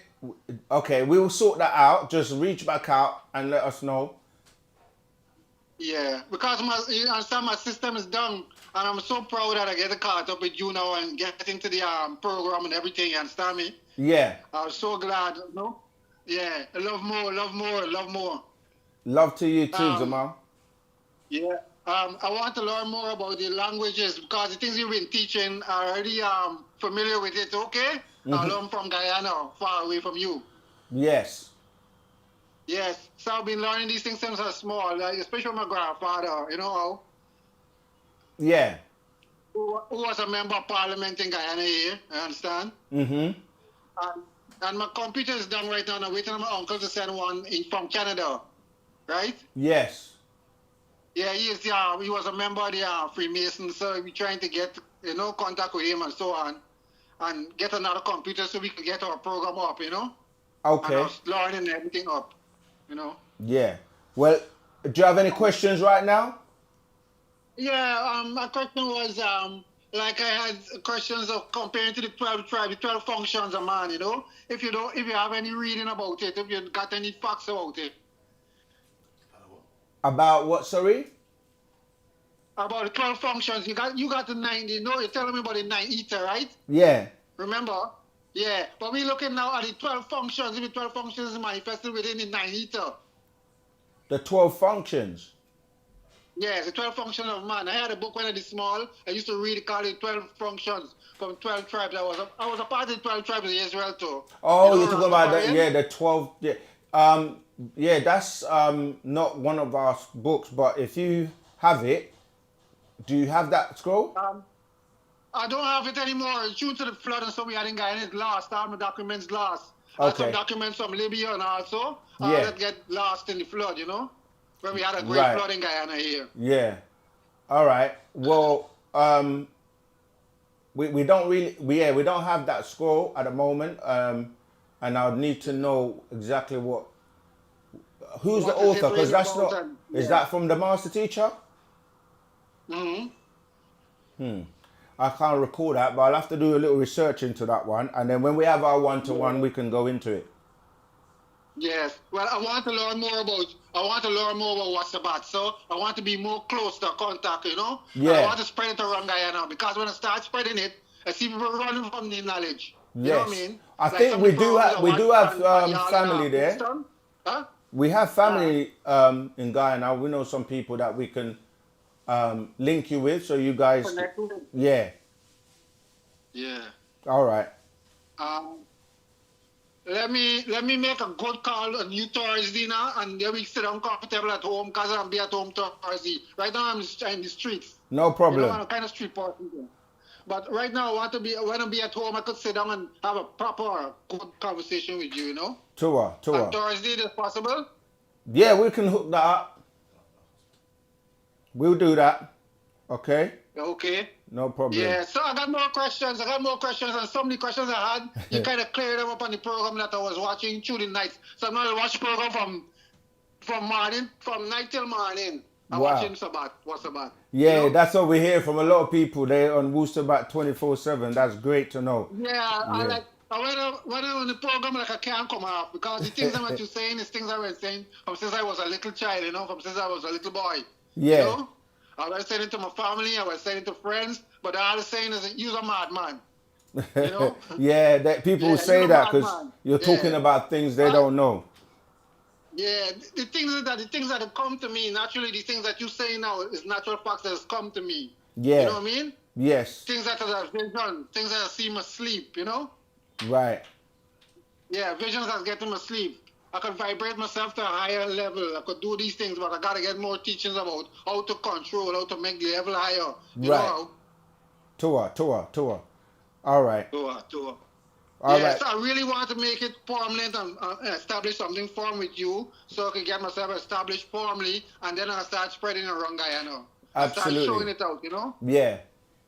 Especially to the Rastafarians and the Nyabingis and the Boba Shanti and the Boba, you know what I mean? Yeah, you got to They give all that. live up to that kind of way. Yes, Huh? you got to give them that right knowledge. Yes, I'm with you. Yeah, and share it with them because they have the knowledge. They were teaching you from since we small, you know, the same way you've been taught, and we've been teaching, but in a different language, in a different way, if you understand me. Some of the things, some of the sayings, we got it in a different terms, you understand me? Like how you say the different tablets in a different term, you know how? Sorry, Zama, we got another caller trying to get through, so we'll deal with the one-to-one and take it from there. All right? Good. On Thursday, I'm going to give you a call back Thursday, okay? Okay, Wawe. Oh, greetings, caller. Rahubat. Where you calling from? What's your name and what's your question, please? Hello. Greetings, Rahubat. Greetings. Hi, I was calling to speak with Sir Ken when he's available. How are you? Oh, I'm doing my best, Zamalta. This is Aken. How are you? And what's your name? Oh, Sir Ken, how are you talking? This is Seven. I'm finally getting back to call you again. How have you been? I've been doing my best, doing the works as much as we possibly can, and great to hear from you again, Seven. And Thank you. You too. You yeah, too. it's been a So I just have a quick question. I just want to get your opinion and no one else's. Just your opinion only. okay. But how do you feel about tuning rods? How do you feel about those, please? Yeah, I mean they're one of our sciences, and but I must say, like, our opinions really are personal, and they don't. In Wu-Sabat, we try to stick to the teachings and the actual facts. But touring Okay, rods, I'll they're deal with really that. they're really your energy, and you know, again, that's something that, I mean, people utilize them, but you have to kind of like realize that it's your energy and you're really the person that's in tune, and like, okay, I guess if you had to make a decision and you were in a situation where you had no tools, nothing with you, none of those rods or anything, you would still have to make a decision, right? Right. And that's going to come from you within. So a lot of times we don't really like to look out to external forces for it, but I don't want to really give my opinion unless it's a private one-to-one online. But I mean, I haven't really, I mean, okay, you can be misled by entities or other beings that will also influence the decision by influencing like the outcome of what you're trying to find out. But you can also have positive, because you've got both agreeable and disagreeable ancestors that are working with you. So it's not 100% accurate all the time, depending on, you know, who is influencing what's taking place. Now, if you are the one that is able to override anyone else's influence, as in, this is what Wu-Sabat is teaching you to say, look, at the end of the day, you have ancestors that are agreeable and disagreeable. You have influences or influences that are agreeable and disagreeable. And every decision, every thought you're having, you can either use your own mind, but you have to get to the point where you know it's your voice, not the other voices. And when you get to that stage, you don't need anybody else, because your true voice will be the one that you're aligned with, because you do have what we call your oversoul, right? That guides you.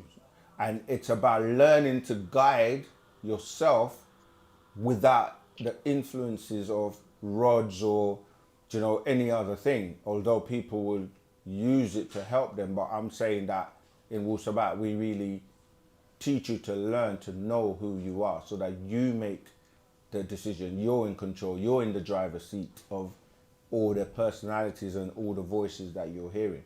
And you get to that by learning how to, you know, do the things that you need to do. And once you're doing that, you just automatically become aligned with your oversoul, and then you're in the driving seat. So it's almost like you get to a point where you're in autopilot, meaning like you're just living it. You're living it by way of your actions without making too much of an effort or having to consult anyone, because you are now in the driving seat, and that's the point to get to. Does that help? Yes, that helped a lot, Sakin. And that leads me to my next question. To So what? for me personally, like you said that how you have these other thoughts in your head. So for me, I do have other thoughts in my head that are disagreeable and agreeable, but it seems like sometimes it's not my thoughts. And I have to correct them and be like, why are you thinking about this? You know, it'd be the most bizarre stuff ever you could ever think about. Yeah. And I don't watch like, bad movies or I don't know, secular stuff as they would say. But Yeah. I don't understand. I don't know. I just want to control my thoughts more. Maybe you can tell me a good thing I can listen to meditate, to silence them. You know what I mean? Yeah.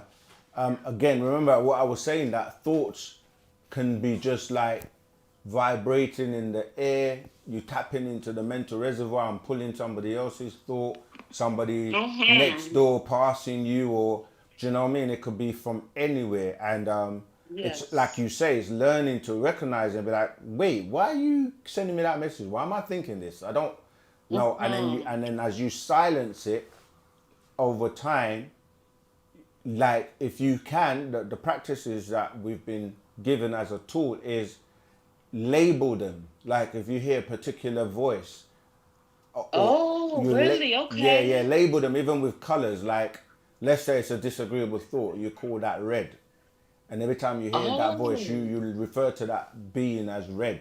And then if it's an agreeable one, you could label it green. I mean, you can use whatever names, but I'm just using colors to make you think, okay, all right, that's red again. Can you just leave me alone, go away, I'm not interested. And eventually you overpower that personality or that being that is trying to lead you to do things that are disagreeable. And you could even label them if you really work out who it is. Like it could be grandma, great grandma, or Uncle Ted, or you can get to learn about which are the personalities, and you can do that by finding out, going back 4 generations and building your family tree, and seeing like who's most likely to be thinking or doing this thing that like for example, if you're at the top and you're in control, and then you have your 2 parents, mother and father, underneath you, then their mother and father, and go on downwards to your great grandparents, and then learn about each one of those people. Like what did they do when they were here? Were they kind? Were they mean? Were they agreeable, disagreeable? What kind of job did they do? Just learn so much about them. You're going to be able to realize when you're being influenced in a particular way, both positive and negative, that okay, that's why I'm good at sewing, for example, because great grandma was a seamstress, and she was very good at. You just kind of start to make the connections between the voices, and of course there are the foreign ones that have nothing to do with your personalities as well, that you can also label. But over practicing it and time, you'll be able to kind of establish and know your true voice from the voices of others. All right? Okay. Yes, that helped, Sakin. Thank you so much. I really appreciate you. Thank you. You're much appreciated as well. Thank you. You're welcome. And I won't hold you. And I'm gonna get a hold of these thoughts because it's so crazy. I'm like, yo, I know this is not me doing this. Yeah. Another thing as well, quickly, is sometimes what we eat also influences our thoughts. So yeah, like for example, if we eat animals that were being tortured when they were being unalive, their last kind of like thoughts and moments will come in your dreams and your thoughts, etc. So sometimes it's important to realize that the diet also has an effect on how we behave and what we think.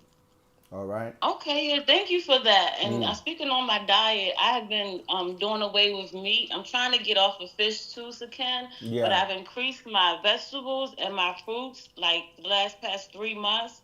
And I know I told you I haven't had chicken since last year. Yeah. That's good. Keep it up. I'm not dealing with that. But once I get off of fish, I'll be okay. To one. It's a work in progress. You can only do your best, but yeah, stay on it and you will be okay.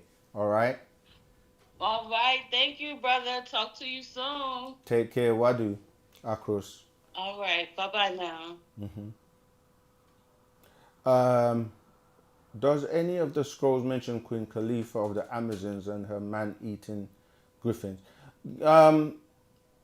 Yeah, I mean, a lot of people say that's a fictitious character, but I know that it's taken from an African tribe, the original story, but it's not in any of the scrolls as I can remember.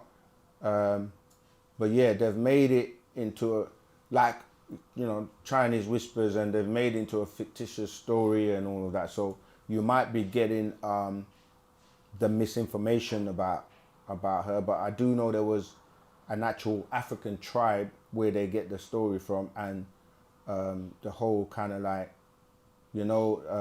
superwoman story that comes from them being, the Amazonians, if that's the right way to call them. But I don't recall any scrolls that mention Queen Khalifa. That's for Marcia Shears, all right? Let's keep going. Let me just do this one and then a voice after. A family member has found the teachings of the master teacher. He has completely changed his life to the way. He is married to a white woman and feels he needs a divorce. He feels like it's not himself. There's no question there, but that's personal to them and his decision to make whatever he feels is best for him and their personal situation. That's for them to decide. I mean, we don't know the intricacies of their relationship or anything like that. There's no real detail about anything and no question. So I'm not going to really tell people what to do with who they choose to love or whatever. They've got to read the scrolls and make the decision that is best for them. All right. So yeah, let's take the voice message, and then we'll carry on with the questions. Rahobat, greetings again. I hope you're right, sir. This is Sipose Tumbutuma from South Africa. Yeah, it's a bit low. Please break down the 3 characters of Jesus Christ in the Bible, because I heard about Bar Jesus and also another character whom we... Maybe we have to rewind that. Rahobat, greetings again. I hope you're right, sir. This is Sipose Tumbutuma from South Africa. Sir, can you please break down the 3 characters of Jesus Christ in the Bible? Because I heard about Bar Jesus and also another character whom we all know as the person who has been crucified as Jesus Christ, which he was not, because we heard that Jesus had family. He had his own kids. He had his own family that he built himself, and then he died at a later age, not at the age of 33. Can you break all that down, sir, so that we can all understand? And yeah, thank you, sir. Okay, Rahubat, I'm not going to spend too much time on it because we've done a whole video on this already, so you can find that video. But yeah, for those who are not familiar with it, the 3 characters in the Bible that are compiled into one story is Yeshua, who would be the son of Mary. He was a part of a 3-parent birth, because you have Mary, you have Joseph, and you had who they call the angel Gabriel involved in producing that child that people know in the Hebrew as Yeshua, which means savior. And then he himself was married and had children, okay? Mary Magdalene is one of his wives, and he had children, and he's the one that lived to be 120 years old, and he went back into Egypt because Mary was really from Egypt, and If you read and watch, I think we got 2 videos on this. We have the one called The Life of Jesus the Christ, etc. And then we did another one which focused on the real Jesus or the 3 Jesus or something like that. I'm sure we can find them and post them in the chat. So he had a son, and his son was known as Bar Jesus.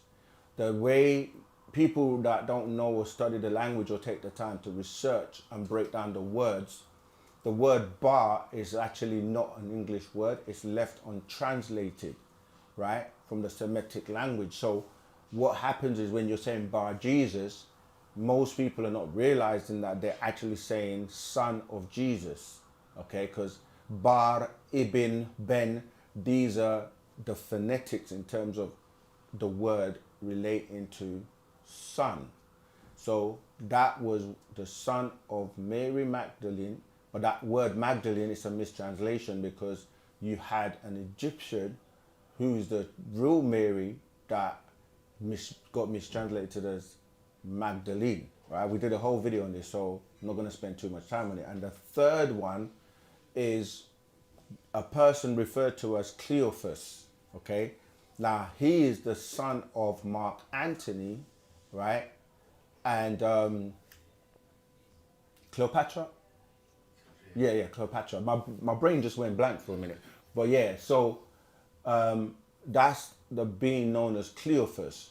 Now, they all lived pretty much separate lives, but they were also teaching and dabbled in like the Kabbalah and sorcery, and that's where you read in the Bible where it's saying that they found this person who is saying he's a Christ, but he's a sorcerer, and then he gets crucified. But there's a lot of information, that whole story, but like I said, we did a whole video on that. But those are the 3 Jesus's stories that are combined into one, and that's why sometimes when you're reading it, it's not making sense, because they've rolled 3 Jesuses into one.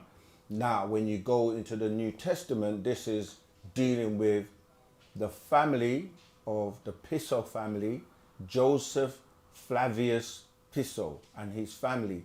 They actually wrote plays, right, and acted the parts of the play they acted the different characters, and like it's like excuse me, it's like you write a play, but then you might have someone acting 2 parts, and they will go off and change off, put a costume on, and act the lines of that character. So yeah, so these are the 3 Jesuses that were written in, and then there's so much misinformation and confusion in tying the story of the real person and then the fictitious people, as well as the children of, you know, the real Yeshua. So there's Yeshua, Bar Jesus, and Cleophas, the son of Cleopatra and Mark Antony. But we've done videos on them, so I'm not going to dwell on it because, you know, time is of the essence. All right, so let's move on to the next question. Remember to vote. We're giving you these quick surveys. The polls in the chat, very useful to let us know where you're watching from, etc. Son of man, where do you find knowledge on Allah, the person he was, and all that? All of that is in the Holy Tablets, which has now expired, but you can still read it to learn that that story is really about Anu. I mean, we also have El's Quran, which is which goes into El's Quran is by Dr. Malachi Z. York, which gives you the actual facts. You can learn a lot about that person known as Allah. Allah, Elo, same word. Anu, that's who they're really talking about. Let's keep going. Simon Stern, with great power comes great responsibility. Absolutely. And that's such an important point, because each person, once you are activated and you're awake, you have the responsibility now to help save other souls and to save other people, and it comes with work. You have to constantly work on yourself and work together. That's why we say go and see the burden and the responsibilities of stores and people that run the stores and the different communities, and help is needed to do what they do. You can never really appreciate someone's position unless you're in their shoes. And sometimes it may seem, one of the sayings of the master is that anything that looks easy or simple, it's not. Because when you start to go into the detail and the layers, you see that it takes a lot of courage, commitment, and consistency. And that's how you know if somebody's really dedicated to doing something, not just like here today, gone tomorrow. They're able to, speak their truth and live it and stick to it, regardless of the challenges that may come. Kamika, can I fast while breastfeeding? Yes, you can. However, you always have to firstly take into consideration the child, the karad. Yeah.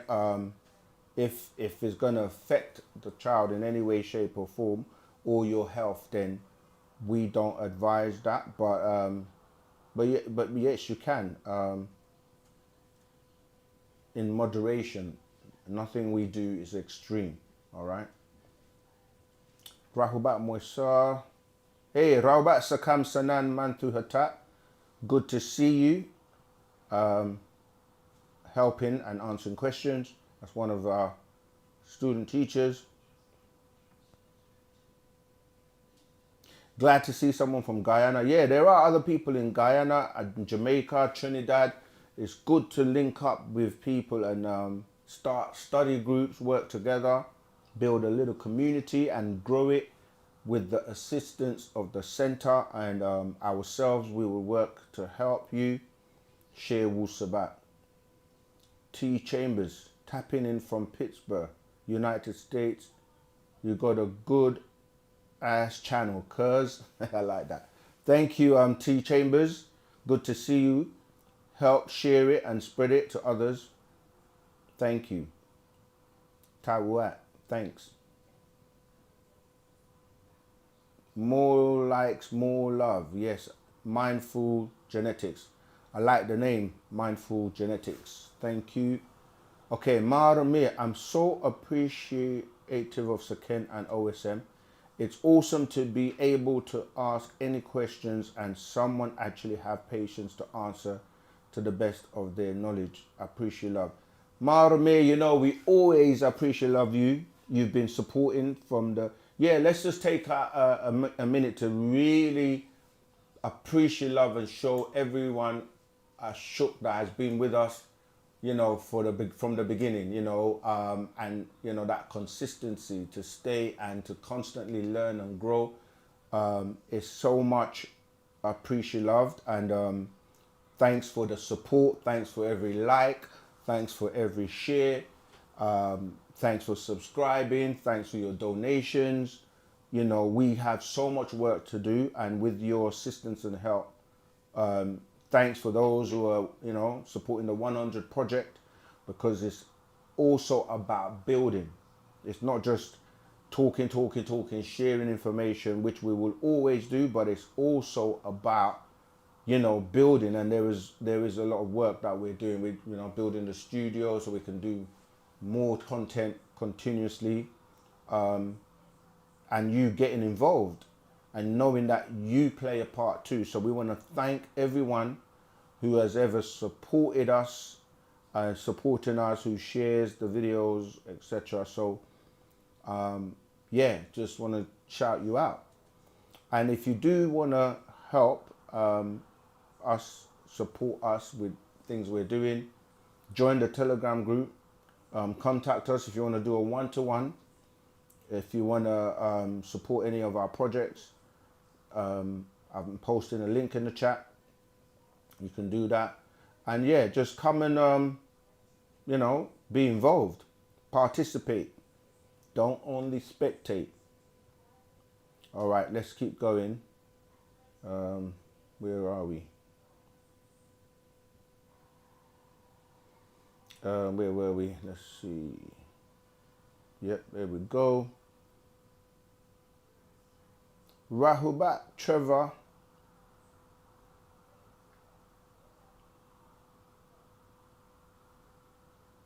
Okay, next question.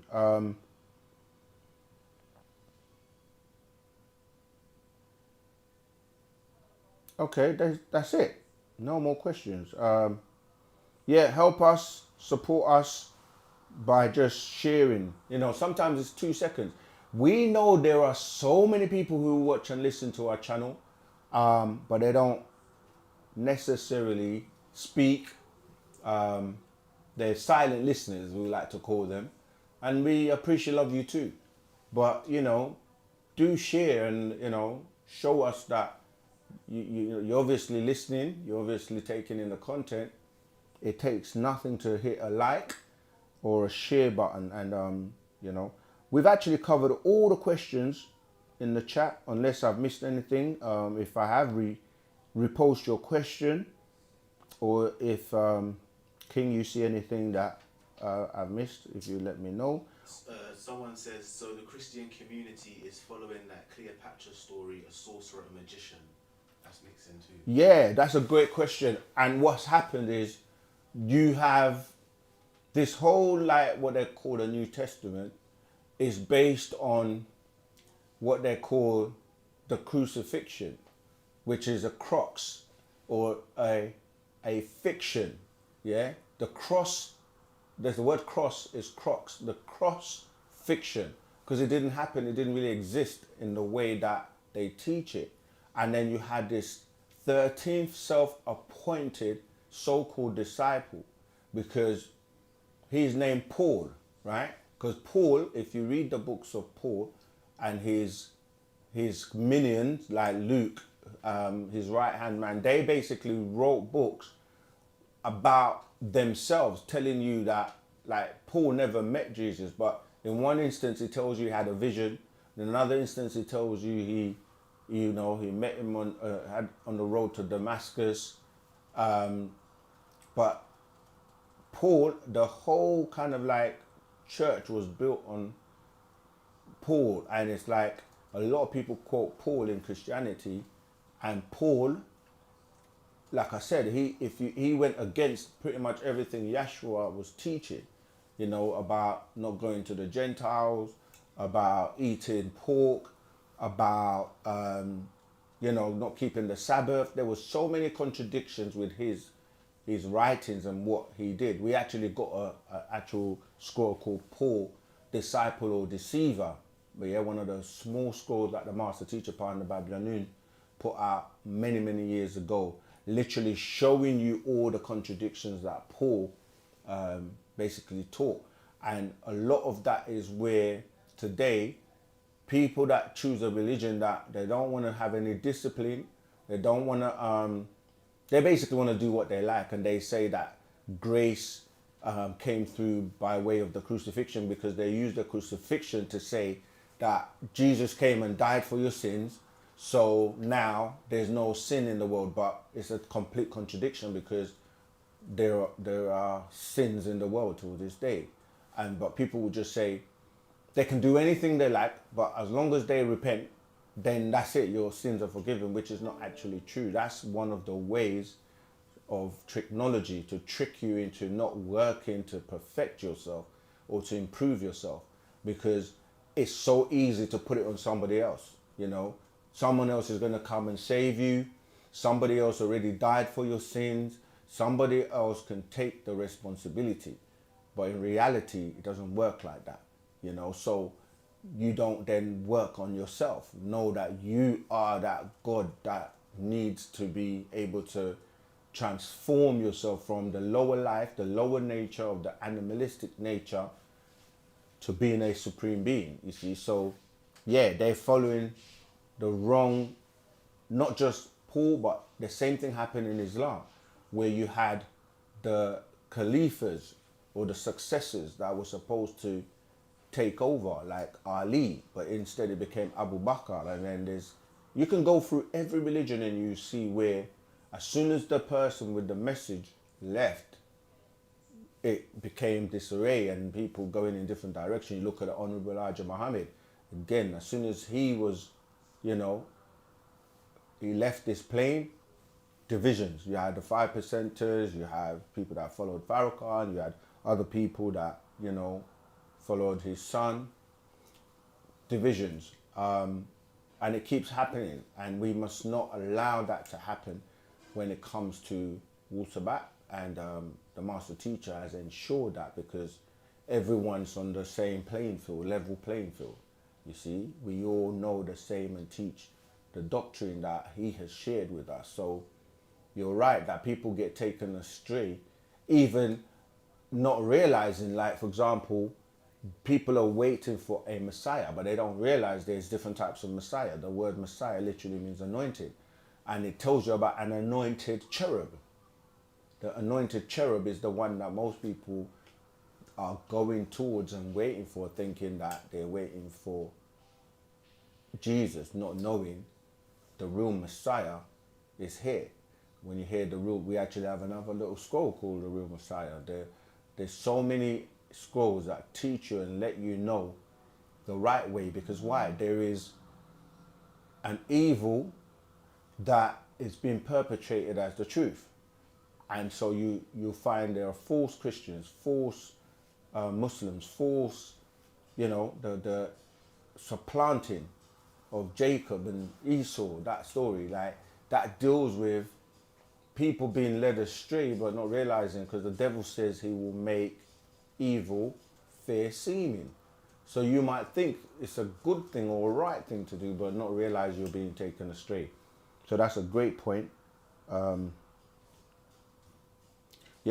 fictitious characters. Yeah, that's right. Absolutely. Sakam Sanan Mantu Hata.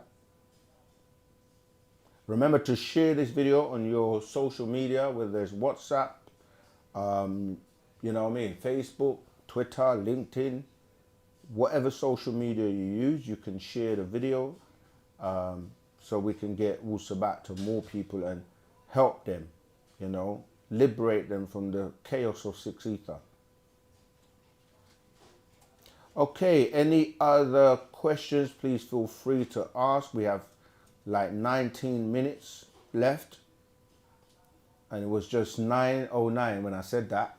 It's 9:09, 99, and we have 19 minutes. So if you haven't asked your question yet, you still have now 20 minutes. I'm going the wrong way, innit? Yeah, but you have 20 minutes. Yeah, that's correct. It's 2010 now, so 21:10, so 9:10 in the UK. So if you have questions, put them in the chat or call the number. Yeah, call the number and you can ask live. Just to remind you of that number again, from outside the US is +44 753 996 3882. So you might just about get you might have the last say or the last question, so you still have the chance. And if you've been watching and you're like really nervous and thinking, I really want to call, I want to ask my question, but I'm shy, or you can put it in the chat. But yeah, trust me, when you ask your question, we're very patient. We know that people are at different levels, so don't be shy. Call in if you would like to ask your question. Hopeful Hibiscus, if you are a mother after having 4 children, does having more than one miscarriage still consider you to be a mother when you only have one child? Of course, when you look at the word mother, when you break it down, it's M, other. Yeah? Because as a mother, you're the only one that can produce another or the other. Because you experience that, you actually, like, individually, unless you come across another person or bump into another person, you can only really confirm your own existence. But the mother grows the other being in her womb, and that takes a process of most know 9 months. We know it's 12 months because things happen 3 months prior to that beginning of the 9 months. The the 3 periods of 3 months each. So when you're saying M other, you are still a mother because the M actually represents the mitochondrial DNA, especially if the other is a daughter. So you will pass your mtDNA or the mitochondrial DNA to that daughter. So I mean, the question, if you really read it again, if you are a mother after having 4 children, does having more than one miscarriage still consider you to be a mother when you only have one child? So the fact that you have a child is your mother. One child or 4 children still makes you a mother. All right? Yes, you are a mother. Okay, I'm just going to scroll through just to see if we've missed anything out. But I don't think so. Oh, I did miss something out. This is from Monoire. How did all province and countries get their names? We have a live caller. Live caller. Hello, my name is Rosalind. I'm calling to ask the question of when a mother, when a child is born and the mother has a child right away after, like immediate. They get pregnant right after their first birth, and you're saying that it's not 9 months but 12 months. So how does that affect the second child in the womb, and could it be different fathers, or can that be proven if it's different fathers, or if it's so close, the 2 births? If that makes sense. The first part doesn't really make sense in the sense of, you said she has a child and then she has another one straight after. I don't know if you're referring to having twins, because with twins that can happen. Now, right. I'm sorry. Yeah, that's my mistake. Okay. No, they're not twins, but separate. I don't know what they call that, but no, they're not. They weren't considered to be twins. Just one was a year older. Okay. Yeah. I mean, it's possible that you can get pregnant. It does. Sorry, but it doesn't have anything to do with that. What do you call the 3? The 3 parent birth? Well, the 3 parent birth does have something to do with it. I was about to go into that. Obviously, it depends on if it's with the same partner, because normally you're supposed, when you have a male's DNA, or when a male ejaculates inside you, that will be in your system for up to 7 to 9 years. So if you got pregnant immediately or quite soon after with somebody else, the previous partner is still within you. Their DNA is still within you. So this becomes a 3 parent birth, because you have the mother's DNA and the partner that she was with. And because she didn't wait long enough to have the second child with another partner, the DNA of the 3 people get embedded within that person. And sometimes, when she has that second child with the new partner, other people will say the child looks like the first partner. And that's because the DNA is still there. It's still engulfed within hers and the new partners. That can happen. And sometimes if they were to do a test, they may not find the new partners. It depends which DNA is predominant, because when they do the test, they're going to say they do it on the they do it on the second parent, then it comes out like there's some other DNA. They're like, it's inconclusive. But on these shows, remember them shows like the Jerry Springer shows, they basically dramatize and sensationalize the thing to make people's emotions fly off the handle, and people say you cheated on me and all kinds of stuff, not fully understanding the science of a 3-parent birth. But it's quite, now it's becoming something that scientists are actually admitting. But when the master was saying this years ago, they were saying he was crazy. But like everything else, eventually, it comes to pass that everything he says and teaches is on point. So yeah, the 3-parent birth is becoming something that now is actually being spoken about openly in mainstream media. So it's possible too that the two children could be twins. It's also possible, yes, but one just developed quicker than the other, because you have identical twins and you have Siamese twins as well. So there are, real occurrences where you don't have them both developing at the same rate at the same time, in terms of even when you have twins, one still has to come out before the other. And normally it would be just slightly a time difference between the two, where one might come out a few, seconds or minutes before the other. But there are the, occurrences where the people call an, I don't want to say, it's not abnormal, but it's like where the difference or the delay can be longer from one than the other.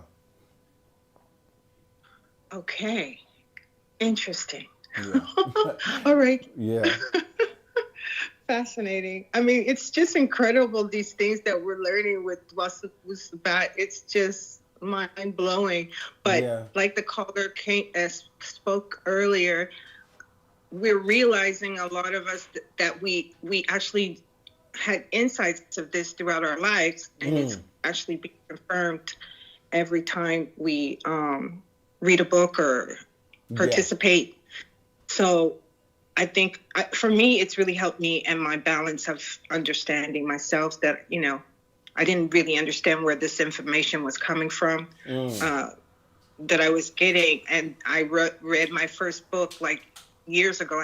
I still have that very first book that I found in Atlanta in the back of a bookstore, and it's almost in pieces. Yeah. And I spent years trying to locate, call the number that was on the book, and it's taken me almost like 15 years to find you. And it was like one of the callers too, that it came up on my timeline one day. Yeah. So I'm very grateful. Thank you. Thank you so much. Thank you. All right. Cool. Bye. Thank you all for all your questions. All right. Okay, so we have... wait a minute. Is my clock wrong? What's the time on yours? 9:20. Did I say that like 10 minutes ago? I'm sure. 9:09. Oh, 9:09. Okay, I must have got it wrong. I said 19 minutes. Okay, cool. We got 10 minutes now. 9 minutes. It's 9:09 now. 21:21. So we got 9 minutes left. That's the 3 9s lining up. So yes, you still got an opportunity to ask your question. You can either call in or send it by text. Okay, yeah. It looks like your glass is full. But Wu-Sabat is a journey that you never stop learning. And this is why we can continuously keep growing and moving in degrees. And others can only take you so far, which is fine, but it's a stepping stone, and your final destination is Wu-Sabat. And you just have to apply it and give it a chance in terms of have an open mind, actually study and read, because some people, they just like hearsay. They just want to go by other people. They want other people to do the work. They want other people to read the books. You can read the book yourself. Of course, if you cannot read, we still read some of these books on video so you can listen, you know, but either way, you have to do the work. You know, we tell you as it is. We don't give you no fantasies like, you know, like you just get dipped in water and you're born again and your sins are forgiven and now you're going to heaven. No, we tell you the actual facts, like explain it. Where is heaven? Where are you going? How do you know you're going there? How are you gonna get there? You know, we go into the detail. It's all in the detail, and people don't take the time to dissect things. They want you to just accept and follow something that makes no sense. And it's like you want to go somewhere, you have a destination. Let's say you've got a ship or a boat and you want to go somewhere. You need to know where you're going. You need to know, you need a compass, you need a crew, you need a captain, you need to know the weather, you need to know where you're going to get to that destination. If you just push the boat with no destination, with no crew, with no captain, with no direction, it's probably just going to sink. If it probably won't even get very far from the minute you release the anchor. It's like there's nowhere it's going, you know. So a lot of people blindly follow the blind, and how can you follow someone who doesn't know where they're going? You know, so with Wu-Sabat, we make it very clear. We make it clear so you know exactly what to expect, what your part of it is, what you need to do. You have to work on yourself. You know, you have to exercise, you have to eat healthily, you have to do the work, the meditation, the mindfulness, the treating people, you become God and Goddess. It's not just sounds nice, I'm a God, but you've got to do godly things, you've got to achieve things, you've got to put in the work, you know. So just wanted to say that, you know, we're not just a make you feel good type of religion where you go to church, you dance, you get worked up, you sing the songs, hit tambourines, and then what these holy roller churches, like, where people someone might catch a Holy Ghost and they start the dancing, but then others then start to compete because they're like, if I don't act like I've got it too, then maybe I'm gonna be looked at as I'm not as spiritual as that person, not knowing what's going on, not knowing that's a possession by this embodied disagreeable entity. And now they start acting and they start the dance, and then the next person catches it, and then before you know it, you've got a bunch of people. Some are lying to themselves, some are really being possessed, and then they talk all this stuff that they say speaking in tongues, and they don't understand what they're saying or who is saying it or who's giving them the message. Then they have to go to someone else to interpret it who has no clue what that language is, and they can make up stuff. That language is known as gibberish because it's the fusion of entities with the physical body that they want to utilize to live in this world and experience the physical world, because they're no longer able to do that without a body, and you become you're in discomfort. No Holy Spirit, not Holy Ghost, no Holy Spirit would take you and throw you on the floor or have you foaming at the mouth or in an uncomfortable state where you look like you're having a convulsion, like you're not in a harmonious, peaceful state. The comforter is a comfort, it's not a discomfort. So I'm just saying that to say Wu-Sabat is real.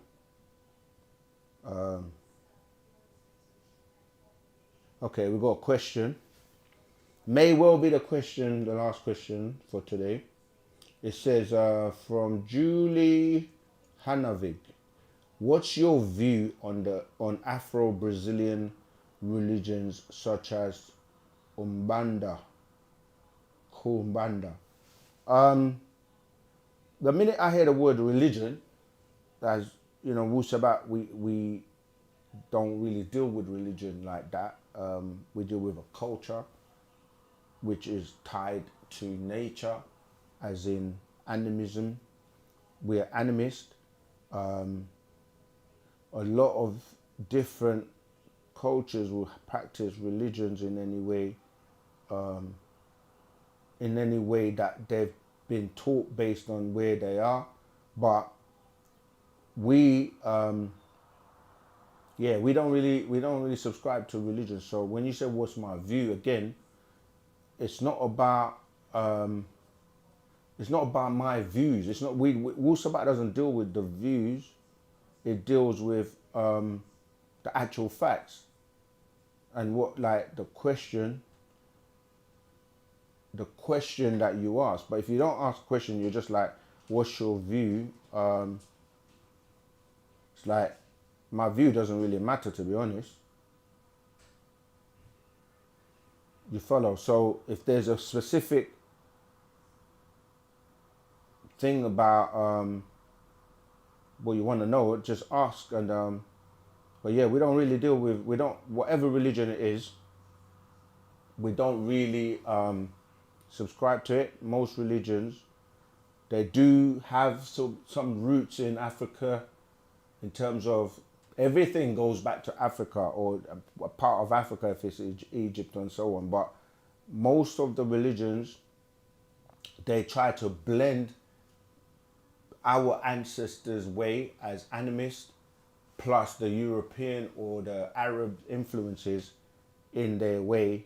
And it's just like another version of there are many religions every day that are being formed. And Christianity, they will tell you, go back to the roots of Catholicism, Catholics. The Catholics, if you hear the word, they're dealing with the cat. The cat. You say, what's the cat? That cat is the Sphinx. And it's the holistic science of the cat. So you're saying Catholic, or the holistic science of the cat. And that, if you start to go into the details of that, they're dealing with really all religions. Western religions are coming from ancient Egyptian, and that's dealing with the Sphinx. That's the cat that they're talking about. Cat, holistic, the holistic science of the cat, the worshipping of the cat.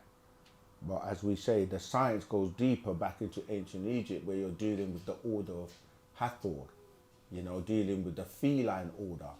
But that's a deeper meaning and a deeper breakdown, which, the sisters in Wu-Sabat, by way of the sisterhood, will go into more detail for the feline. And it's important for the females to get involved with the feline order of, Malik Briggs, thank you. Very last minute, we're about to close. Thank you for your donation. We appreciate love you for that. I don't see a question. How to straighten your mind. We have the book, The Mind. That's the first step. Read that book, The Mind. All right. But there are practices, which is the ability to be able to abstain and control your mind from the thoughts that are telling you to do disagreeable things. The ability to stay disciplined and do the things that make you better, even though it may take time for you to kind of like get used to it, but you stick with it. All right. But the mind, definitely. Can we glimpse your t-shirt before you go, please? Of course. That's the last part. You see it? And we have it available. You can get it from the shop.co.uk, the store. And there's always a way. If you anything you want, and this is the final point before we go, you have a responsibility for you to find your way home and to find the truth. So you may call and not get through, then send an email. If you can't get through on the email, make sure you get on the calls. If you can't join a class. If you can't, there's so many ways that we're accessible, but don't give up. You can fill out an application and don't receive anything. Don't leave it there. Call up, ask what's going on. And then sometimes things move quicker for you. So you also have a responsibility in terms of, don't put it on somebody else. Like if you send me a message, for example, I may not see that message for 2 weeks because I may be busy, I have other things, and don't let that deter you. There are many things that may, get in the way, but you have to be persistent. You have to know that this is what you want. It's the truth, and it's something you want, you will find a way. So we want to appreciate, love all of you for tuning in today, for supporting the channel, OSM. Like, share, subscribe, and definitely watch all the videos. Keep watching them, because the more you watch them, the more you pick up, the more you learn. And with that, I want to say Tawakum to the master teacher, Partner Babjanun, Dr. Malachi Z. York, first of all, because without him, none of this would be possible. The freedom fight is still definitely going on. It's mentally, it's spiritually, it's physically, it's financially, it's fought in all different aspects, and your help and contribution is very much welcome. So tune into our Telegram group, and until next week, same time, same place, Wadu Mwesar. Proper black history. You won't get it nowhere else at all.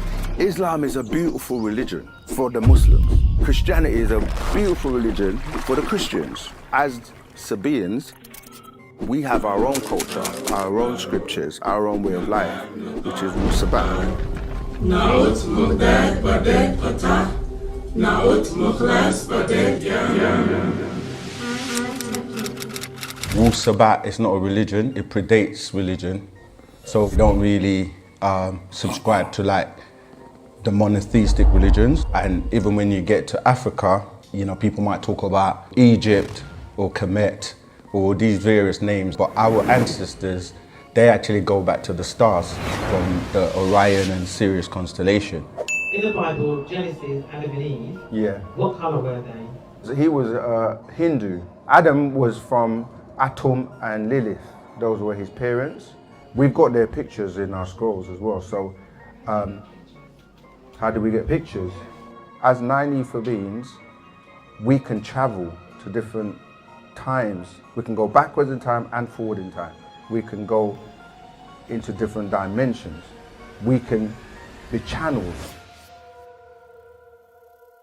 I have watched many false teachers pass. I have watched churches who has come not to change the books, but to untangle and straighten and put them in an order that can be read and understood by any and all. No one in the heavens above or below the earth or under earth has the ability to make all of the true untampered scriptures, which are the words of the Most High, so clear. For I do not speak from myself, but the words flow through me from the very lips and hearts of those mentioned in the pamphlets I put forth.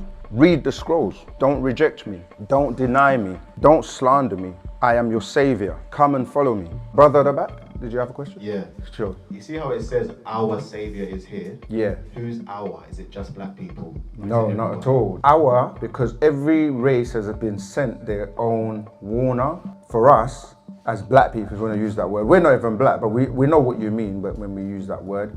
So yes, he sent to us, just like every other race was sent their warner, but these beings, they have a message for the entire world, because what they teach is for humanity. That's what wu-nuwapu is about. Sound, right. Nothing else. All we wanted the facts. We've accepted the faith. We had faith in Allah. We had faith in Christ. We had all the faiths we get. We had bags of faith. We had our foot on the radio. We had our knees and forehead on the ground. I mean, we reached out for God, every which way.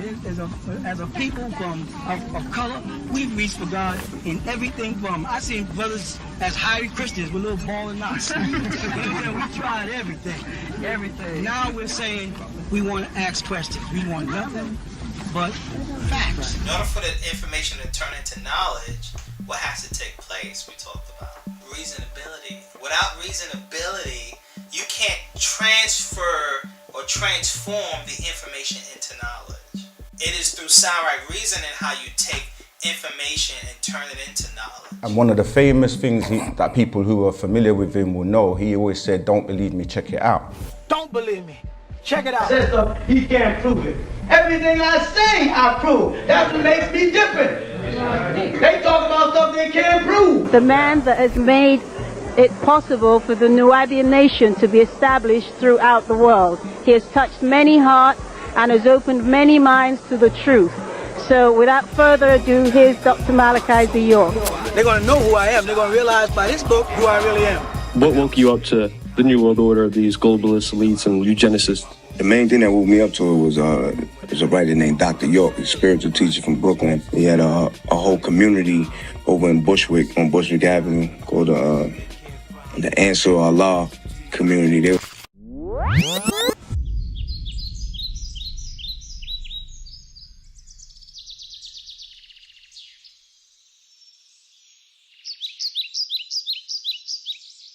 Like real heavy into like just studying the origins of religions, of cultures, politics, the origins of everything. And that's how you really get to the bottom of things, when you study the origins of it. So that's what I learned reading his books, and it all came from him. A series of books he puts out are called Actual Facts or The Master's Secrets. But we've also got our own way of life for the culture, which is known as Patarak.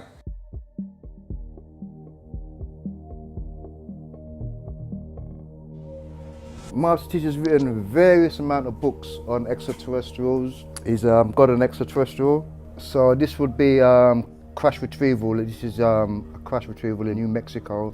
The different descriptions of the Greys, Draconians, Maccabeans, beings from Benetrak, Roswell incident, autopsy of the extraterrestrial, the Tyros, cone heads. So they come from the Gemini star constellation. Now the Tyros, who people know as the cone-shaped heads, right? They have 48 chromosomes. And because the human being, or humans, have 46 chromosomes, that's 23 from your mother and 23 from your father, giving you 46. When they mixed with the humans, they produced a being with 47 chromosomes, which basically resulted in what people call Down syndrome. And that's why no matter what race you are, if you have those 47 chromosomes or Down syndrome, then you're going to have the same features regardless of whether you're black, white, Chinese, etc. So you've got other descriptions here, the Duaneys as well. These are the short porcupine looking types of beings because their hair sticks out. They're quite, this is what people get like the story of dwarfs and things like that from. They're very intelligent and they study Shakespeare. And so when you start to look at the ailments that people have who have mixed with them, they suffer from something called hirsutism, which is when you have hair all over your body. And this is because of the mixture with these Duanis. And the same as what we call the Deros. The Deros are like very obese, fat looking with like an elephant trunk.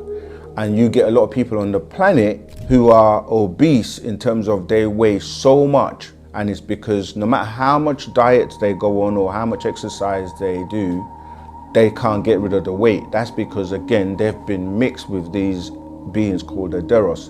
And most of these beings were residing, some have left, but a lot of them are and were residing in the caverns in the earth. Also dealing with like the webs in the hands. It shows you like the 3 stages from the sperm, which would be similar to the tadpole. Then you have the second stage, which would be when you do the scan of the baby, which would be like 3 to 4 weeks, which would be like that of a Ramadian form of grey. And then the full stage would be where you would be Homo sapien, which would be mammal and reptilian. Most of these extraterrestrials also live in the centre of the earth. You've got the knuckles here. These are skulls that they found. A lot of people think that we're making these up, but yeah, this is information that scientists are backing up archaeologists are backing up. I was doing shopping in Peckham, so I had this inner thought that said to me, yeah, go into the indoor market. So I went in there and met two brothers, and they started talking about the master teacher's information. By the time I thought black religion or black Christianity, kind of not interested in it, but I bought a video, Roswell video. So I went home, watched that, and then my oldest brother came about 3 days later with one of Malachi's videos called Elohim, and he was talking about us being God's ancient Egypt, how we'd be misinformed. So yeah, from then I got hooked up on it. Yeah, he was always saying that just use the information as like, you know, don't get hooked up on it. But yeah, got hooked up on it, man. Remember back in the days they used to have these Shambhala bracelets. They were called crystals or made out of crystals. So this will be tying into these. See Shambhala, Crystal City. Another extraterrestrial. This person here. Visit the White House, so people can do some research on Valiant 4. We see the master teacher's already written about him. My name's Basta Nafartat Ka'anku, and I manage the Nashat store here in Croydon. I heard about Wu-Sabat or Nuwapians